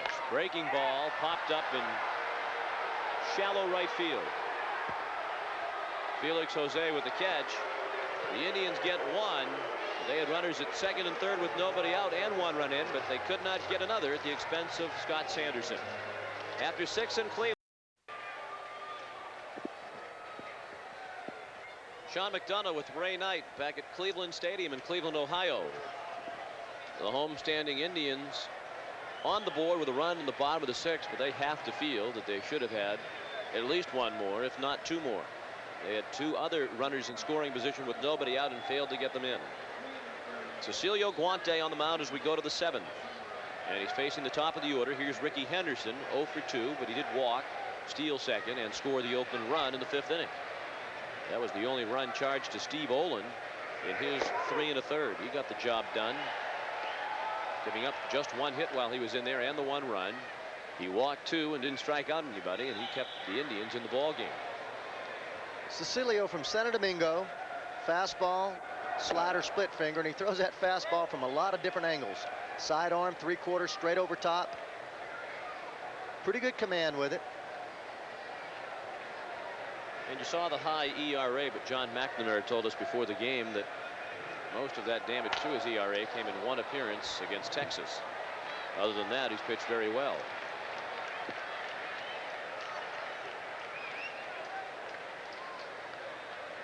You have a little bit of a history with Cecilio Guante. Well, I've often said that the most important bat of my career came off of Guante in 1986, platooning with Hojo. And Davey allowed me to hit against him after left-handed starter. He was pitching with Pittsburgh at the time. Henderson was a fly ball into shallow left field. Fermin, just a couple of steps on the outfield grass, makes the catch. And we were down 4-2. Well, we'll let you finish that story in a moment. But first, here's John Saunders. And in Texas, the Tigers and the Rangers, Rafael Palmeiro knocks this one out to right field. Harold Baines is coming, but Chester Lemon is as well. Chip to Salas at the plate, applies the tag, and Baines was injured on the play. His status unknown right now. Let's get back to you. Thank you, John. 4-1 Oakland, top of the 7th. One out, base is empty. Carney Lansford looks at a strike. Well, let's try it again. Well, the story continues. Anyway, Hojo and I were platooning, and I was just playing against the left-handed pitchers. I started against the left-hander. Guante was with Pittsburgh. 9th inning, we were down 4-2. Darryl Strawberry singles with 2 outs. I'm in the on-deck circle, and I look back over my shoulders. And I had hit 3 home runs that week. Look back over my shoulder. Hojo standing there with a bat. Next, Davey Johnson. Davey winks at me and tells me to go up and hit, and I was pretty shocked. Lansford chops it down to third. Jacoby throws him out. I go on up there to hit. Throws me 2 fastballs away, gets to 2-0, then throws me a fastball up and in. And longest home run I ever hit. Tied the ball game. We went on and won it in the 10th inning.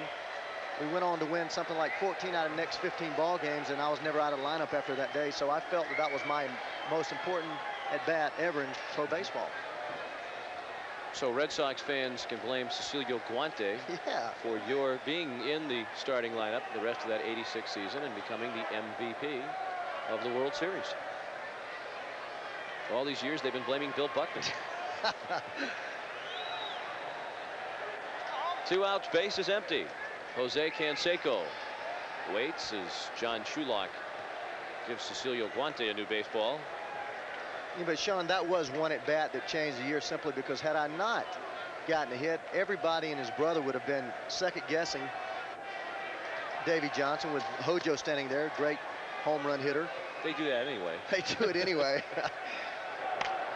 Off the end of the bat, and when you're having that kind of a night, everything falls in. That was a cue shot into right field by Canseco. He's now 3 for 4. He's been aboard 4 times. He's scored 2 runs, driven into, including a home run tonight. Yeah, you talk about when you're hot, but when most people hit it off the end of the bat like this, it ends up there between second base and the pitcher's mound. That's right. That was right off the end of the bat and into right field.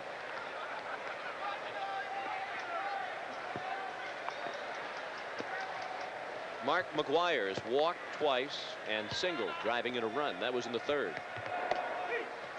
Guante starts him with strike 1.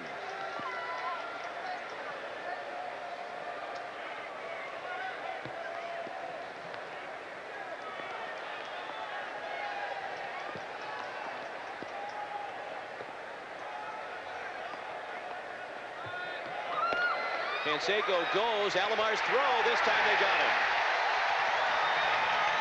Last time Canseco tried to steal, the throw beat him, but they couldn't get the tag on him. This time there was no question. He was out. That's all for the Athletics of the 7th. 7th inning stretch in the rain at Cleveland Stadium. It's Oakland 4 and Cleveland 1.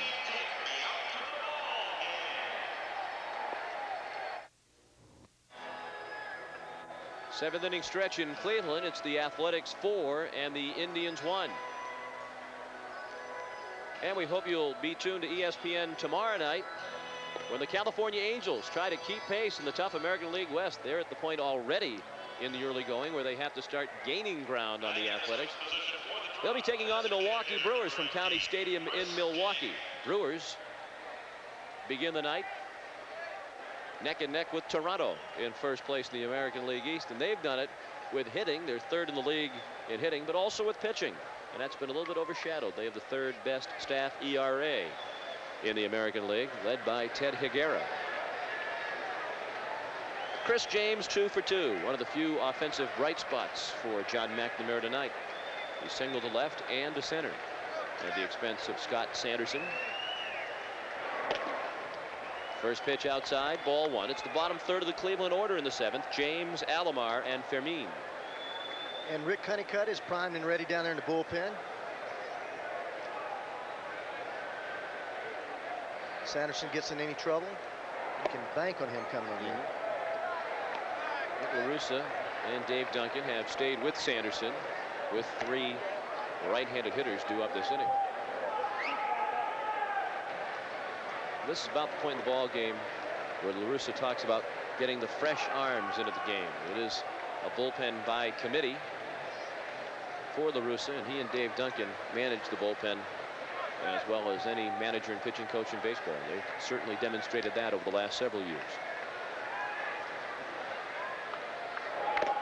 That's high, and perhaps Sanderson is tired. 3 balls, no strikes.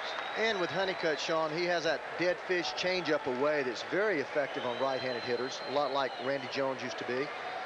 So you don't really lose a whole lot when you get Rick Honeycutt in there with right-handed hitters. That's ball 4 outside.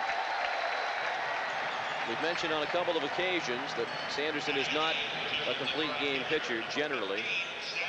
And he's up to 71 pitches, which isn't a whole heck of a lot through 6+ innings. And that's he showed some signs of weariness there, walking James on 4 pitches and several of them high. And that being his first walk tonight, Sean. Dave Duncan checking with the bullpen as Sandy Alomar steps in.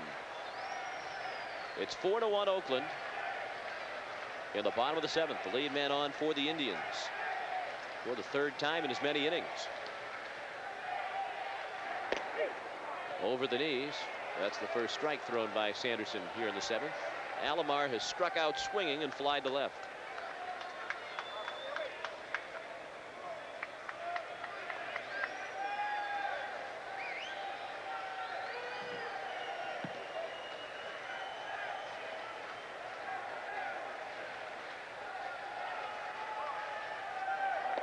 There's that breaking ball. This time it just missed. Whoa. He's called that one 3 or 4 times for a strike tonight. And this man's the tallest guy that Cleveland has at 6'5". Indians have a thing for tall catchers. Andy Allenson, who'd been the catcher the last several years, was also 6'5". That's not usually an advantage. That's considered by some people too tall to be a catcher. Because of the fact that it takes so much time normally to get uncoiled. That's a long way to have to get yourself into throwing position. But we mentioned how quick Sandy Alomar's feet are.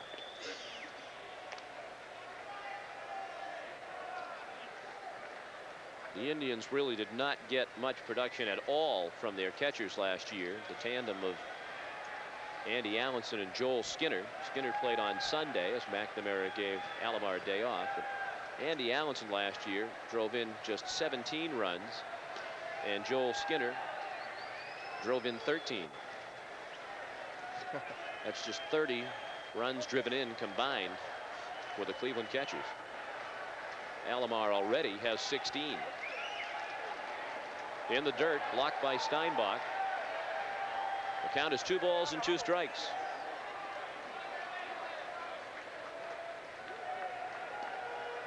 Well, this is how you block a major league breaking ball. Look how he scoots his feet over, gets his body in front of the ball, keeps it in front of him, tries to square himself up. If you get sideways, that ball will carry him off into the dugout or to the backstop. You square up those shoulders. 2-2 pitch, same spot, and well done again by Terry Steinbach. The count is full, and Rich Dower, the Indians' third base coach, is going through a long sequence of signs for both Alomar and Chris James, the runner at first. And what's more impressive about that, Sean, that's the only 2 breaking balls that I can remember him bouncing all night. So for Steinbach to be able to react that well, it's easy to react when you anticipate that breaking ball. The guy's throwing a lot of balls in the dirt, bouncing the ball up there. That's the first breaking balls he's bounced, and he got himself in position rather easily. Well, John McNamara has talked about trying to manufacture runs with this Cleveland offense this year, Let's see if he takes the chance down by 3, and will he put the runner on the move on a 3-2 pitch? He does not. Alomar singles into right field. And the ball goes through Felix Jose. Stopping at third is James. Into second is Sandy Alomar. And the Oakland outfield defense on this wet grass is starting to prove costly to the Athletics.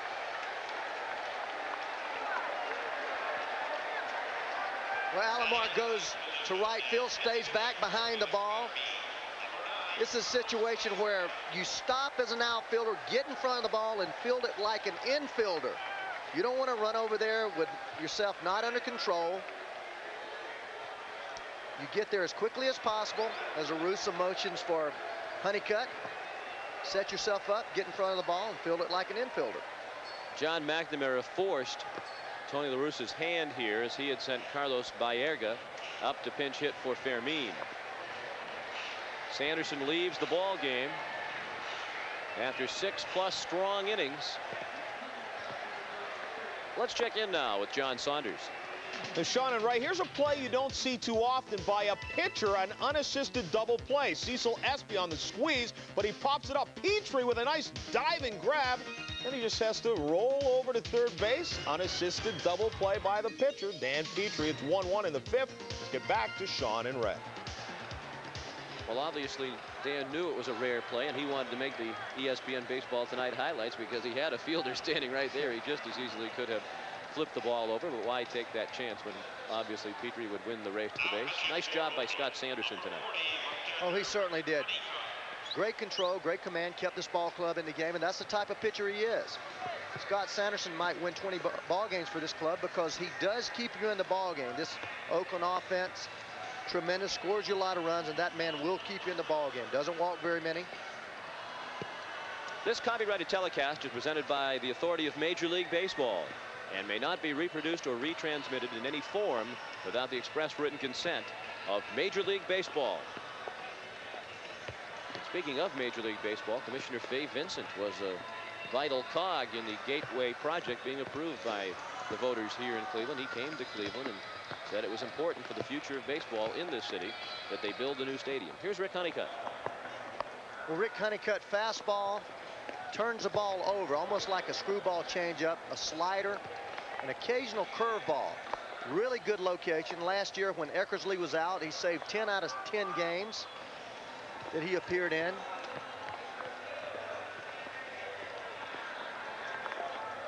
Was a starter for most of his career. He comes into a jam. Chris James, the runner at third. And the runner at second is Sandy Alomar. They've scored at a single and then an error on Felix Jose, allowing Alomar to go to second. Here's Carlos Baerga still getting ready to bat for Felix Fermin.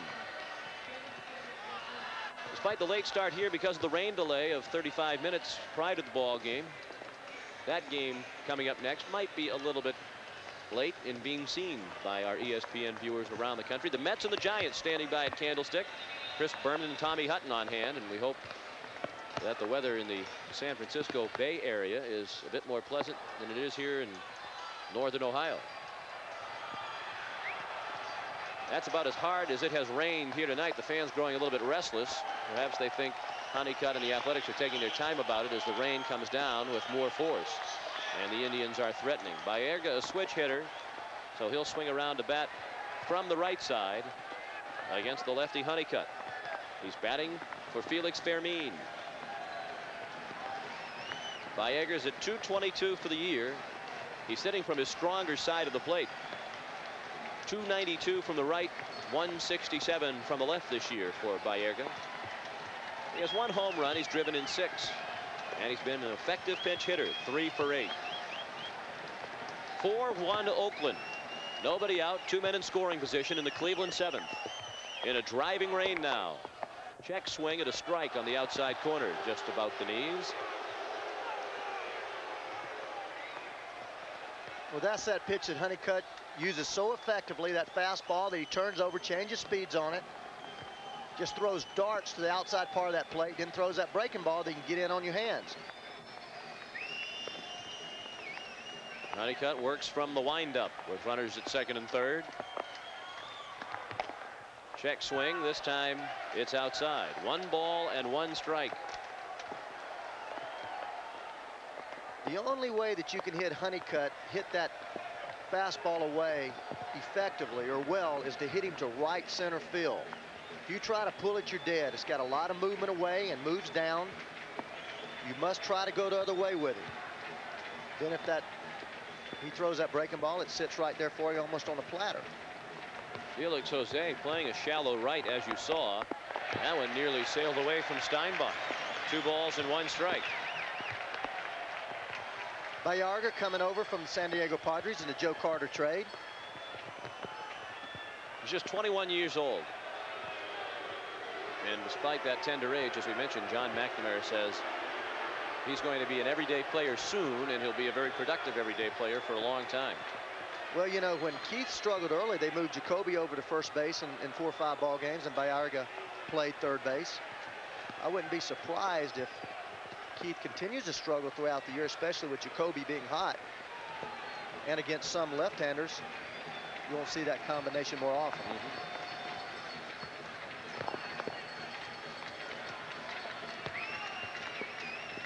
The 2-1 from Honeycutt. That's high. 3 balls and 1 strike. Honeycutt's in danger of putting the tying run on base. The top of the order, and Jerry Brown waits on deck. Well, this is a great hitting situation here. 3-1. Everything's in your favor. You look for one pitch. You lock in on one area. You don't necessarily look for a pitch, but you look in area. The area that you know that you hit the ball the best. Lock in there. If the ball's there, you drill it. If not, you take it and go to 3-2. Here is the 3-1. Popped up in right field. James is tagging, and he'll take the chance. With the ball being wet, chances are Jose wouldn't have been able to make an accurate throw to the plate. And James scored without a throw. The throw went into second. Tony La Russa out now, talking with John Shulock about something. About the mound. You see the skid mark there on the mound where Honeycutt slipped when he threw the last pitch. You can see where he drug his back foot and slipped there on the last pitch. I saw him stumble a little bit. The Indian fans boo, thinking that this is a ploy by La Russa, trying to perhaps get the umpires to stop the game with the Athletics ahead in the late innings. It's 4-2 now, 1 out and a runner at second for Cleveland in the 7th.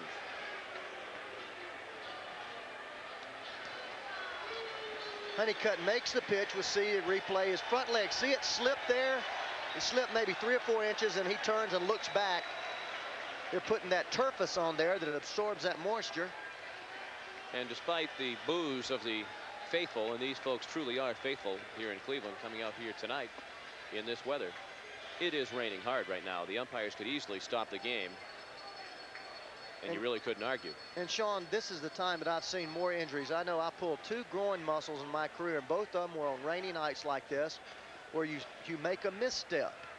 You just step, and then your foot moves a little bit, and it causes that sudden jerk in that muscle, and all of a sudden you have a muscle tear.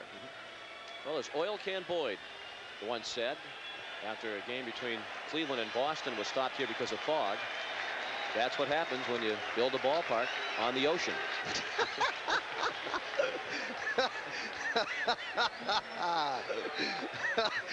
You get these rainstorms. Man. For those who are not quite up on their geography, this ballpark is literally right on the shore of Lake Erie.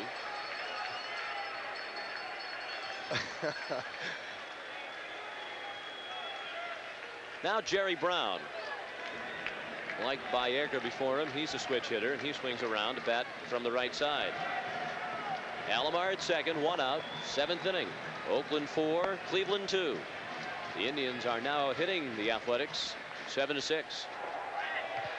And the Athletics have committed 2 costly errors in the ball game. Each error has contributed to a run. The first error was on the ball hit by Brown to center field last inning. Misplayed by Dave Henderson. It glanced off his glove. Brown played it into a 3-base error as he ran all the way to third base, and he scored the first Cleveland run. Up the middle, backhanded by Randolph. He just barely got a piece of it, but couldn't keep it in the infield, and Alomar's home to score. It's a 4-3 game, and the tying run is at first with 1 out in the 7th for Cleveland. Looked like Randolph was going to be able to keep that in the infield, but it squirted onto the center field grass, and Brown has his 6th RBI. Well, Sean, he needs to go ahead and dive. What he's trying to do there is make the play and throw the guy out. Jerry Brown with great speed, but you need to knock that ball down, keep it in infield, have first and third situation, and your double play still in order with 1 out. The 2 runs in this inning charged to Sanderson, and his book is now closed. He can win the game. He cannot lose it. And Honeycutt is trying to preserve the lead.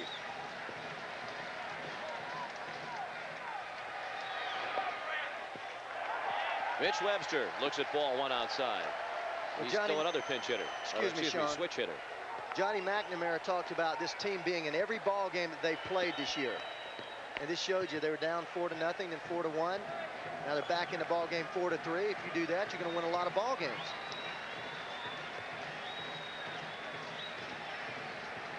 They went 3-3 on their recent 6-game road trip. They're just returning home from it. All 3 losses by 1 run. 1-1 to Webster. He drove in the first Cleveland run last inning with a bunt past the mound. That brought Brown home from third. Infielders, Carney Lansford even with the bag. With Webster batting right-handed, not as much a threat to bunt.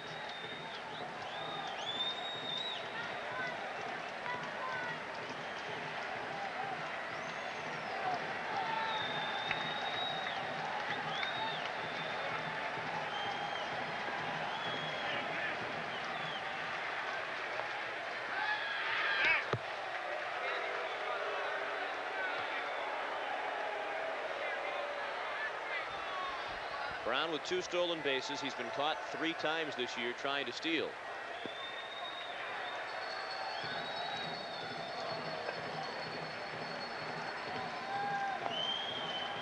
And the rain is tapering off a little bit.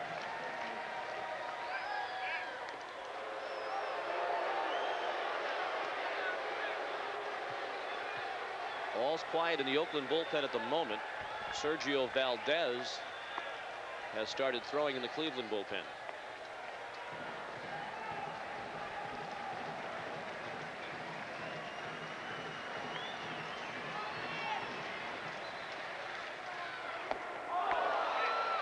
One ball and 2 strikes.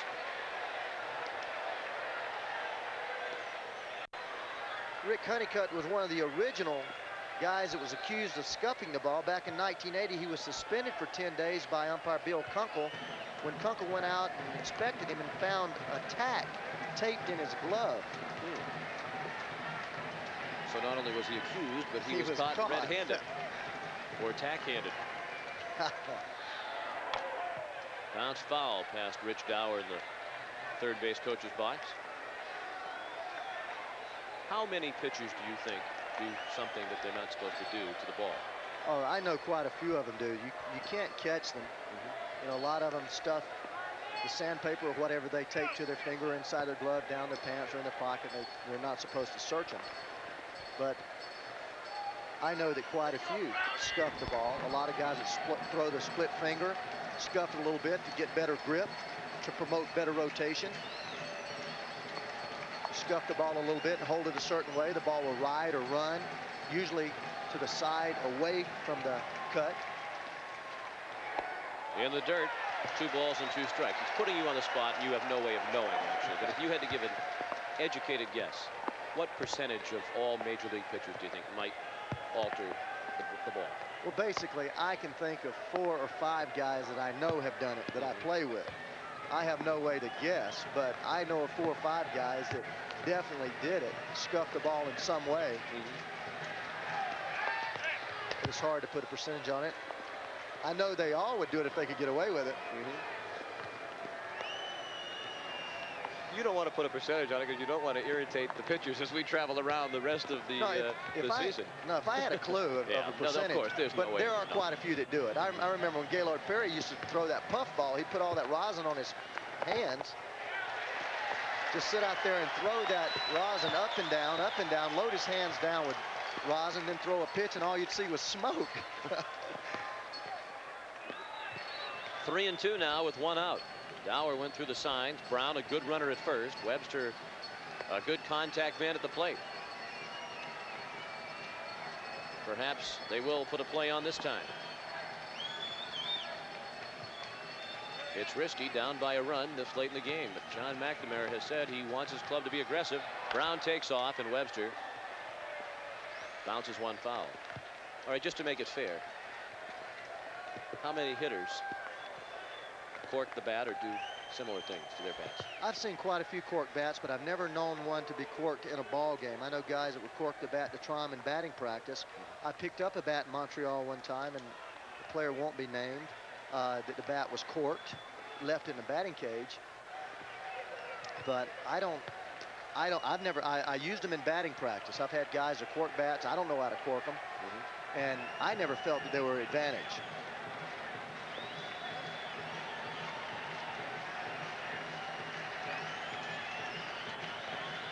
Again, Brown takes off. It's ball 4, low and inside. Well, the tying run is now in scoring position, and the go-ahead run, and Mitch Webster trots down to first. Once again, here's John Saunders. And Sean and Ray, a reminder, following our second game tonight, SportsCenter will have scores and highlights from around the rest of baseball and the rest of sports, including the NBA, the conference semifinal between the Knicks and the defending champion Pistons. Pistons win it. Ewing had 22 points, but only 4 in the second half. The Stanley Cup final, game number 1. It's all tied up at 2. They are going into overtime. Ray Bork tied the game with 1:29 left. He has both Bruin goals. They were down 2-0, Sean and Ray. And here in Cleveland, the Indians were down 4-0. But like the Boston Bruins, they're trying to tie it up. Deion James, 2 for 3 tonight. He singled in the first, doubled in the 6th, and sandwiched a ground ball to second in between. Good speed on the bases for Cleveland, with Brown at second, Webster at first. Strike 1 poured over from Rick Honeycutt.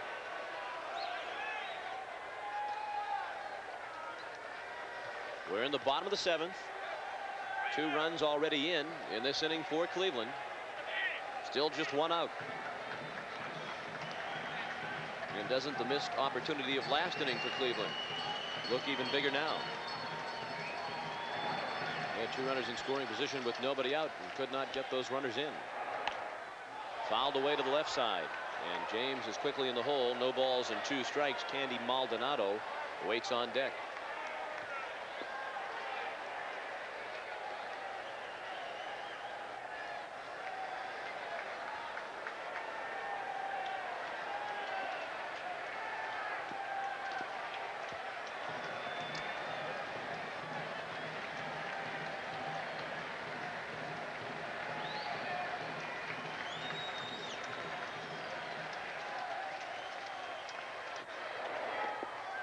Outside. James thought about pulling the trigger on the breaking ball, but laid off. 1 ball, 2 strikes.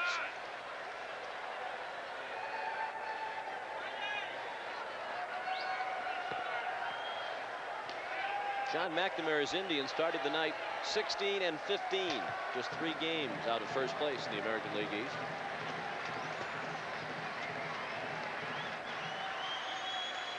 The 1-2 pitch. Slowly toward Randolph. Webster was not tagged. They go to first for the play on Deion James. Randolph picked it up and tried to slap the tag on Webster, but Mitch had passed him by the time Willie fielded it. You talk about small things. A lot of runners would have held up here. Mitch Webster does not hold up, runs hard. Now creates a situation where with a base hit and go ahead in this ballgame 5-4.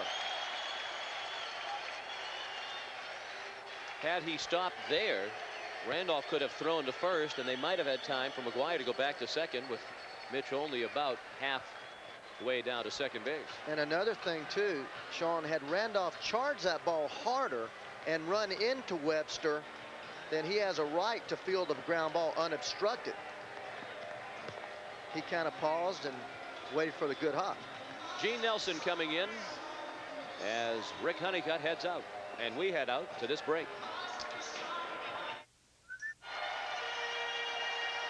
Good ball game here in Cleveland. The Indians trail 4-3, and they're threatening to tie it up or perhaps even take the lead. We realize that some folks might just be tuning into ESPN now, expecting to see the Mets and the San Francisco Giants. We'll be going to Candlestick as soon as this game is over. Candy Maldonado against new pitcher Gene Nelson with runners at second and third and 2 outs in the 7th.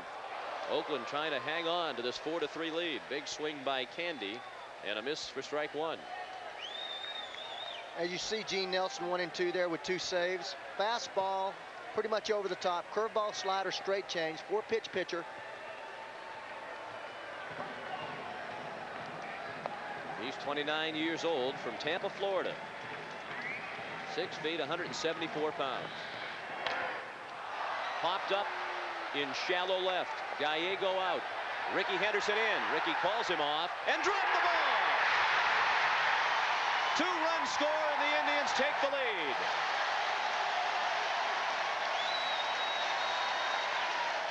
Well, the Oakland outfield gets a great deal of credit for their incredible success, and deservedly so. But tonight, each outfielder has committed an error, and that's played a part in every Cleveland run. You mentioned Ricky's snatch. Gallego going back. Ricky's there. And look at his glove turned under. He had his glove turned under. They're in plenty of time. One more step, he catches that ball shoulder high, head high with his glove turned up. It's one thing that Ron Plaza taught me when he was instructor with the Cincinnati Reds. On a ground ball, you have your heel of your glove turned toward the sky. On a fly ball, you have the heel of your glove turned toward the sky. You saw the 3 errors, one for each outfielder tonight for Oakland. No RBI for Maldonado. Watch his glove. He has it turned up, and then he kind of turns it underneath. And kind of, that glove looks like it's bigger than 12 inches. But that's a secondary point. Yeah. You're right. But at the moment, he's much more concerned with dropping that fly ball. Well, It didn't really look like it was a product of the snatch catch. It looked like he was just slapping down on the ball. He wasn't going sideways as he usually does with the snatch catch. So Scott Sanderson deserved a better fate. He's now out of this game as far as pitchers of record are concerned. Honeycutt is the pitcher of record now for Oakland. And Guante is the man responsible for the Cleveland fate. Brooke Jacoby, the 8th hitter of the inning, is ahead in the count, 3 balls and 1 strike. And John McNamara has the ace of his bullpen, Doug Jones, warming up. Doesn't usually try to get 2 innings out of Jones, but perhaps he'll ask him to go 2 tonight.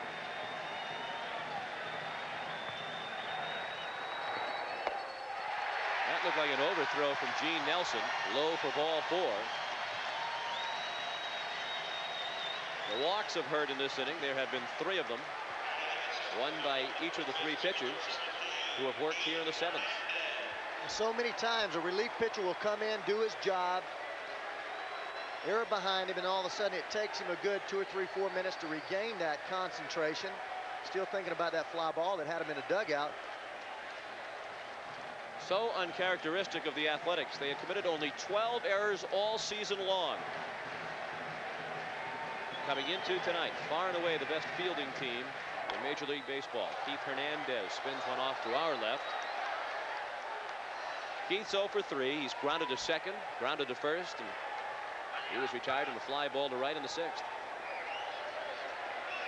That was last inning when the Indians left 2 men in scoring position.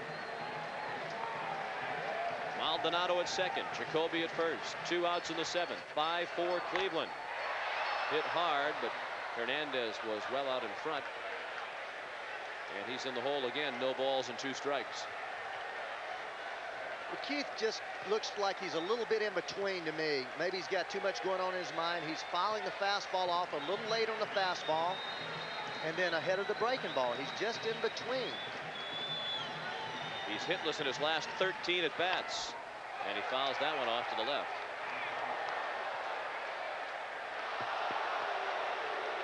Following the completion of this ball game, the New York Mets and the San Francisco Giants come your way on ESPN. That ball game's just getting started. John Saunders will keep you up to date on how that game is progressing until this one is finished. Check swing, and that pitch just missed. Looked like John Shulock thought about it for a moment, but deemed it ball one. And we should point out, John Shulock is regarded as one of the best ball strike umpires in the American League, and I think he's shown why tonight. Very few complaints, if any, from pitchers or hitters. Well, he's very intense, really works hard. I know when I was in the league, I really liked to have him behind the plate. Very fair, establishes a strike zone and keeps it there. He's a fine umpire.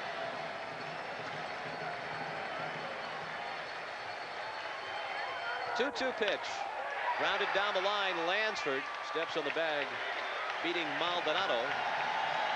But in the 7th, the Indians bat around, and they strike for 4 runs, taking advantage of 2 big errors. 5-4 Cleveland after 7. In Cincinnati, the Reds and the Pirates, first in the West, hosting first in the East. John Smiley on the mound, and Paul O'Neill waits on this one, then takes it out to left field. It scores Quinones, and the Reds are winning the battle of the first-place teams. They're up 3-1 in the 5th. Right now, let's get back to Sean and Ray in Cleveland. The Indians have come from 4-0 down to take a 5-4 lead into the 8th, and they've gone to the ace of their bullpen to try to save the ball game, Doug Jones. Doug Jones, fastball, changeup. 2-pitch pitcher fastball. He drops down, runs the ball in. Great changeup, almost like it stops at home plate. Slings the first pitch up to McGuire, called ball 1. Jones on for Cecilio Guante. This is his 15th appearance, and he's only pitched 18 innings, if you saw from those numbers. So John McNamara is extending his usual outing by just a little bit in asking him to go 2 innings. You see the Indian defense there. Jacoby on third base, guarding the line, no doubles. Outfield very deep, making sure they keep the ball in front of them. Hernandez at first base on the line, playing no doubles also.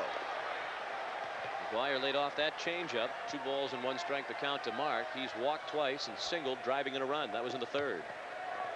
He was left standing at the plate when Canseco was thrown out trying to steal. That ended the Oakland 7th.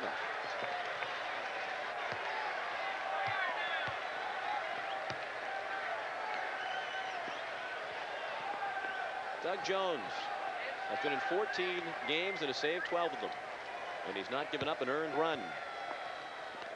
And it helps when you only walk 4. Crowd wanted the call. They did not get it, and the count is full.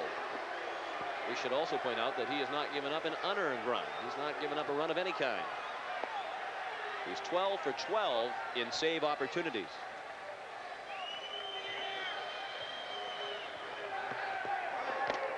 That's inside, ball 4. 3rd time McGuire has walked tonight. Doug Jones does not walk many people. You mentioned 4. He only walked 13 hitters last year in 80 innings. Has that uncanny ability to throw that changeup for strikes, as he did then 3-2, just missing inside. Here's Dave Henderson.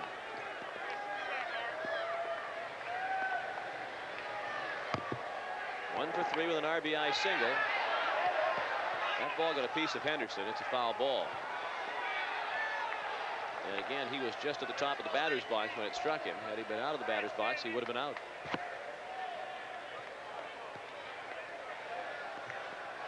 See here, he surprises everybody, gets the bat hat out, the ball bounced straight down and hit him on his foot. If you're an Oakland fan thinking about a home run from Dave Henderson to put Oakland back on top, don't think about it too long.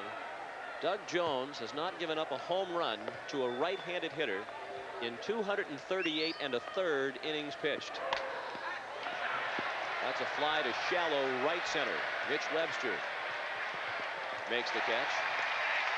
Just to finish that thought, the last right-handed hitter to hit a home run off Doug Jones was Larry Parrish, who was then with the Texas Rangers back on July 24th of 1987.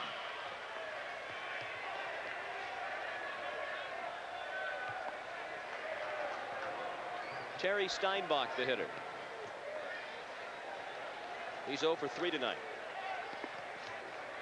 Pinch runner now. That's interesting. They waited for 1 out and then sent Walt Weiss in the pinch run for Mark McGwire.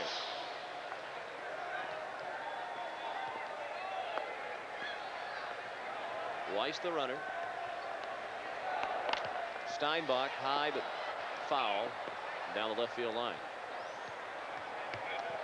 Apparently, if they could have sacrificed McGwire over, Tony La Russa would have let McGwire continue to run, you would think. But now that the runner is still at first base with 1 out, he wants a little bit more speed over there in case the ball is hit in the gap.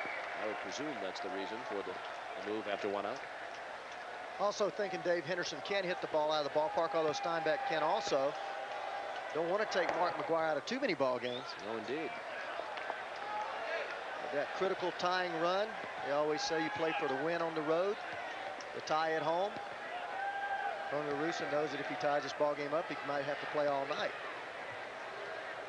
Weather permitting. Steinbach fouls it away. 1 ball and 2 strikes.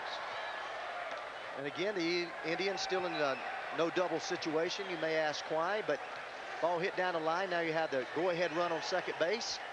Ball hit to Jacoby's left. Still have runners on first and second. The worst first and third. Still double play in order. The tying run still at first base.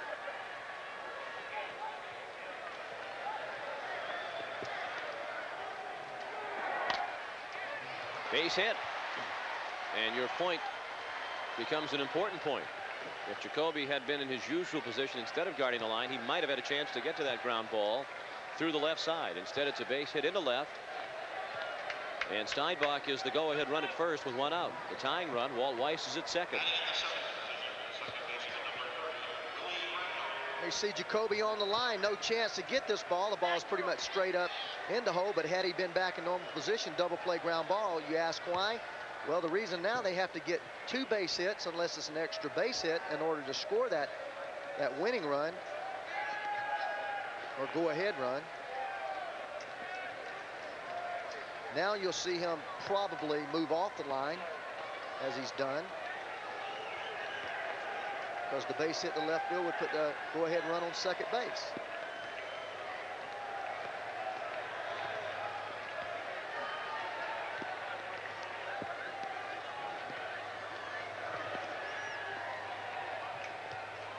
First pitch to Willie Randolph. Ball 1. Willie is hitless in his Oakland debut. He's flied to center. Grounded to short and lined to right. Cleveland leads 5-4. They've come from 4-0 behind to take the lead, but now they're struggling to hang on to it. In the 8th inning with 1 out and 2 men on, and a count of 2-0 now to Randolph, with Felix Jose waiting on deck.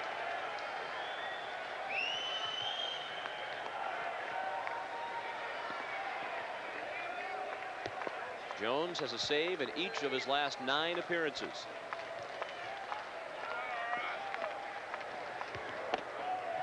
And he misses high. 3-0. That 9 saves in 9 appearances, well shy of the Major League record Jones set in 1988. He had 15 saves in 15 consecutive appearances. And he nipped the inside corner. 3 balls and a strike.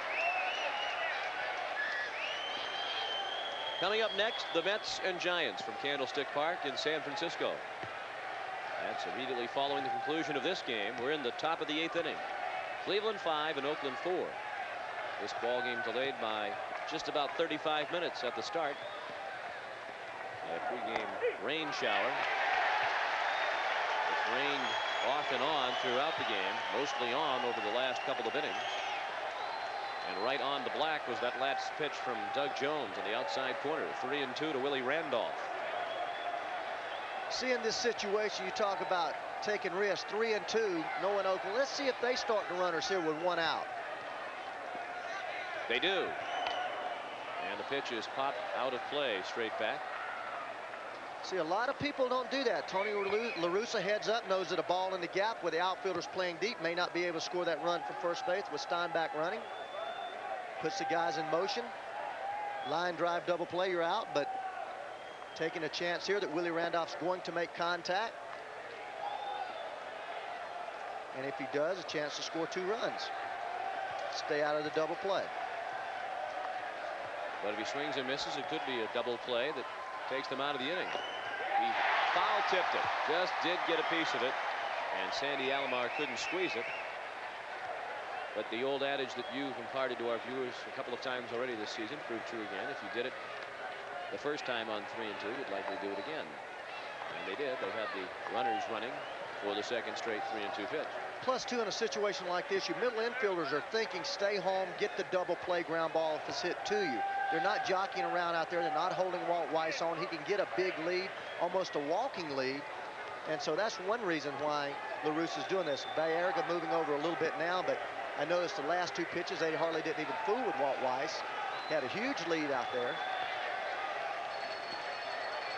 But this is a situation where you just play your normal defense, catch the ground ball, hit to you, and turn to double play. The runners go again. It's bounced foul past third.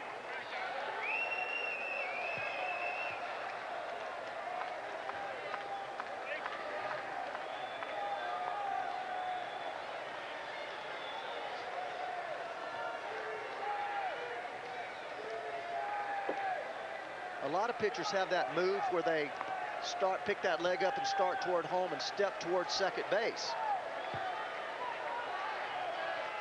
I don't know if Doug Jones has it. Runners go, bounce down to third. Jacoby steps on the bag. An easy double play.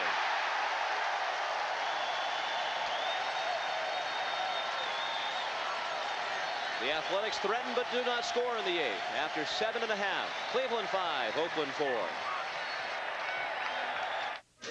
In Cincinnati, the Pirates trailing the Reds. Wally Bachman at the plate facing Jose Rio, who paints the outside corner. Looks like a good pitch. Wally takes exception to it, tosses the bat. When the helmet goes, Jerry Lane tosses him from the game. Now Wally is going to have his say. Here, I'll draw you the line where the ball went. Right across there on the outside corner, he says. But he'll take a shower early. Wally Bachman sitting down for the rest of the game. His team is down 3-2 in the 6th. Sean and Red.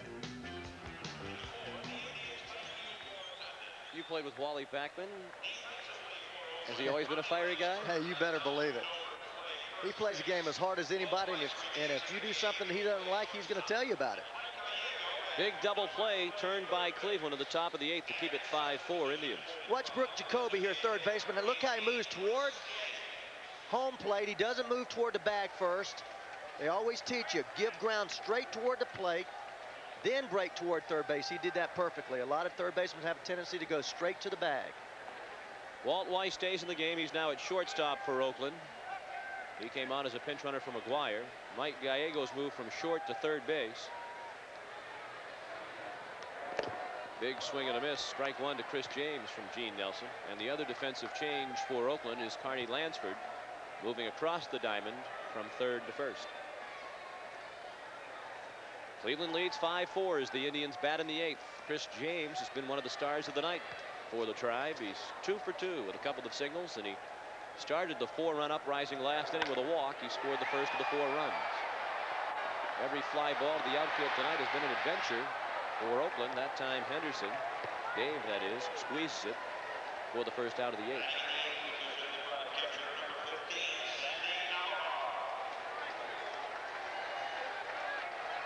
Sandy Alomar,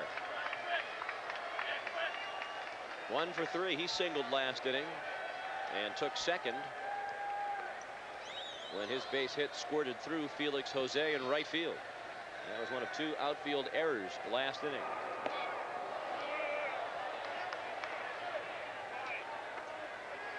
One to Alomar. Carlos Baerga is on deck.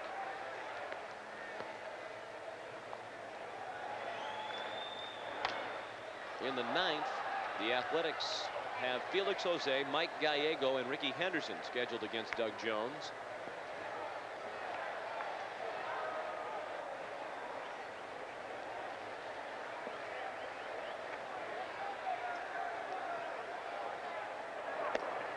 That's low, 2-1. Sean, the last time that Cleveland beat Oakland was July the 6th, 1988. Oakland swept Cleveland last year, and the last time that Oakland has lost 4 in a row was June the 16th through 19th of last year. They don't lose 3 or 4 in a row too often, do they? No, indeed. You start dropping pop-ups, you're going to start losing a lot of ball games up. And they really don't want this early in the season to start losing some games and to invite California and Kansas City back into the race. They have them so far down now, you want to keep them down there if you're Oakland. Kansas City won a thrilling come-from-behind victory last night. That's the kind of win that could turn a team around. Nice play by Lansford at the other side of the diamond. And speaking of the Kansas City Royals, they'll be featured along with the New York Yankees in ESPN Sunday Night Baseball this week at 8 p.m. Eastern Time. The Royals of John Wathan rained out tonight at home, taking on the New York Yankees.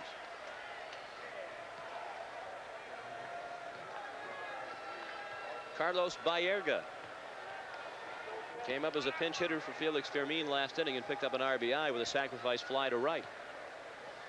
His 6th RBI. Make that his 7th RBI of the year. Gene Nelson misses outside, ball 1.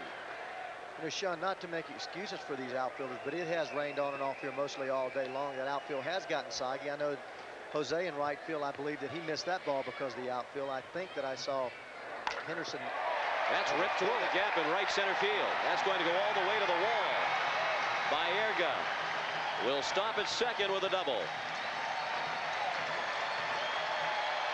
You don't hit it much harder than Carlos Baerga just did.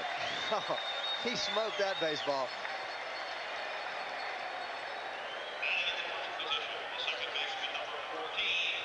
Nelson with a fastball right out over the plate, and this is just a line drive rocket.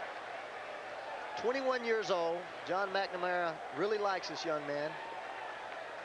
Some people said that the key to the trade would not have been made had Baerga not been included. The trade meaning Joe Carter for Chris James, Sandy Alomar, and Baerga.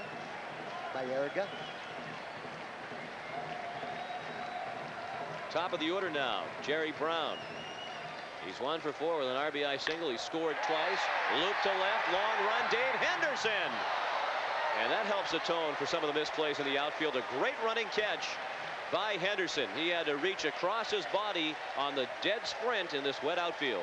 Well, I didn't see the outfield doing any harm there. Just a great play, great effort. Indians threaten but do not score. We go to the 9th. Cleveland leads by 1. In Texas, the Tigers and the Rangers, and the hottest home run hitter in baseball, Kevin Brown, facing Cecil Fielder. This one straightaway center field. Gary Pettis gives it a look, but forget it. It's gone his 14th of the year. 3-1, the Tigers leading it in the 7th inning. Meantime, the Cubs and the Braves, it's a 12-2 final. Andre Dawson with 2 home runs. And former Cub and current Brave catcher Jody Davis was waived. Back to you. Thank you very much, John. Here we go to the 9th. Felix Jose leading off against Doug Jones. Strike 1 the count. Jose's 0 for 3 tonight. He's grounded out 3 times. Bunted that almost out of the batter's box. Jones just did get him. 1 out of the 9th. Cleveland leads 5-4.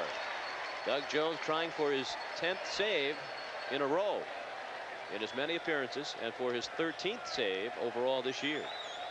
There will be a pinch hitter for Gallego. Ken Phelps has moved into the on-deck circle. And these Indian fans and ESPN fans have to have enjoyed what they have seen here tonight. A rousing comeback by the Indians. They were down 4-0, got that 1 run, Ray, in the 6th, but didn't get those other 2 runners in. A lot of times teams say, oh, that was our chance to get back in it, and they pack it in. But the Indians battle right back the next inning, admittedly helped by the defense of the Oakland Athletics. But they scored 4 to take the lead in the 7th. Here's Phelps.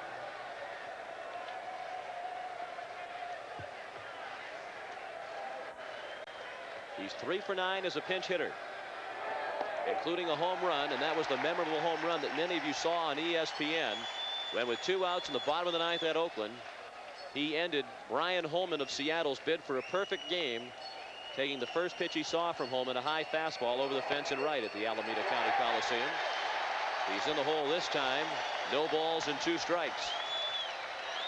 You know, Sean, you can look for Doug Jones's changeup, and it almost seems like it stops. He's one of the few guys that I know, other than maybe Mario Soto, had that type changeup that you look for and still couldn't hit it. Crowd wanted strike 3. It is not strike 3. They appealed down to Durwood Merrill, the umpire, at third, but he did not get out the cash register for Ken Phelps. Well, the pitcher of record for the A's, Rick Honeycutt. Guess who lost the game back July the 6th, 1988? Rick Honeycutt. Rick Honeycutt. Really not his fault tonight. The drop ball by Henderson put Honeycutt on the hook. That is Ricky Henderson we're talking about. Sliced down the left field line. Phelps, a late start of the batter's box. It's foul. I think Phelps thought that was going to be a big slicing fly ball, but it more or less stayed straight on its path, and it was fouled by a comfortable margin. But after it got about halfway to its landing point, Phelps decided he better run. You're talking about no doubles. Look how deep these Cleveland outfielders are. James and left about 2 feet from the warning track. That's bounced to the right side to Jerry Brown. 2 outs in the Oakland 9th. 5-4. Cleveland has the lead.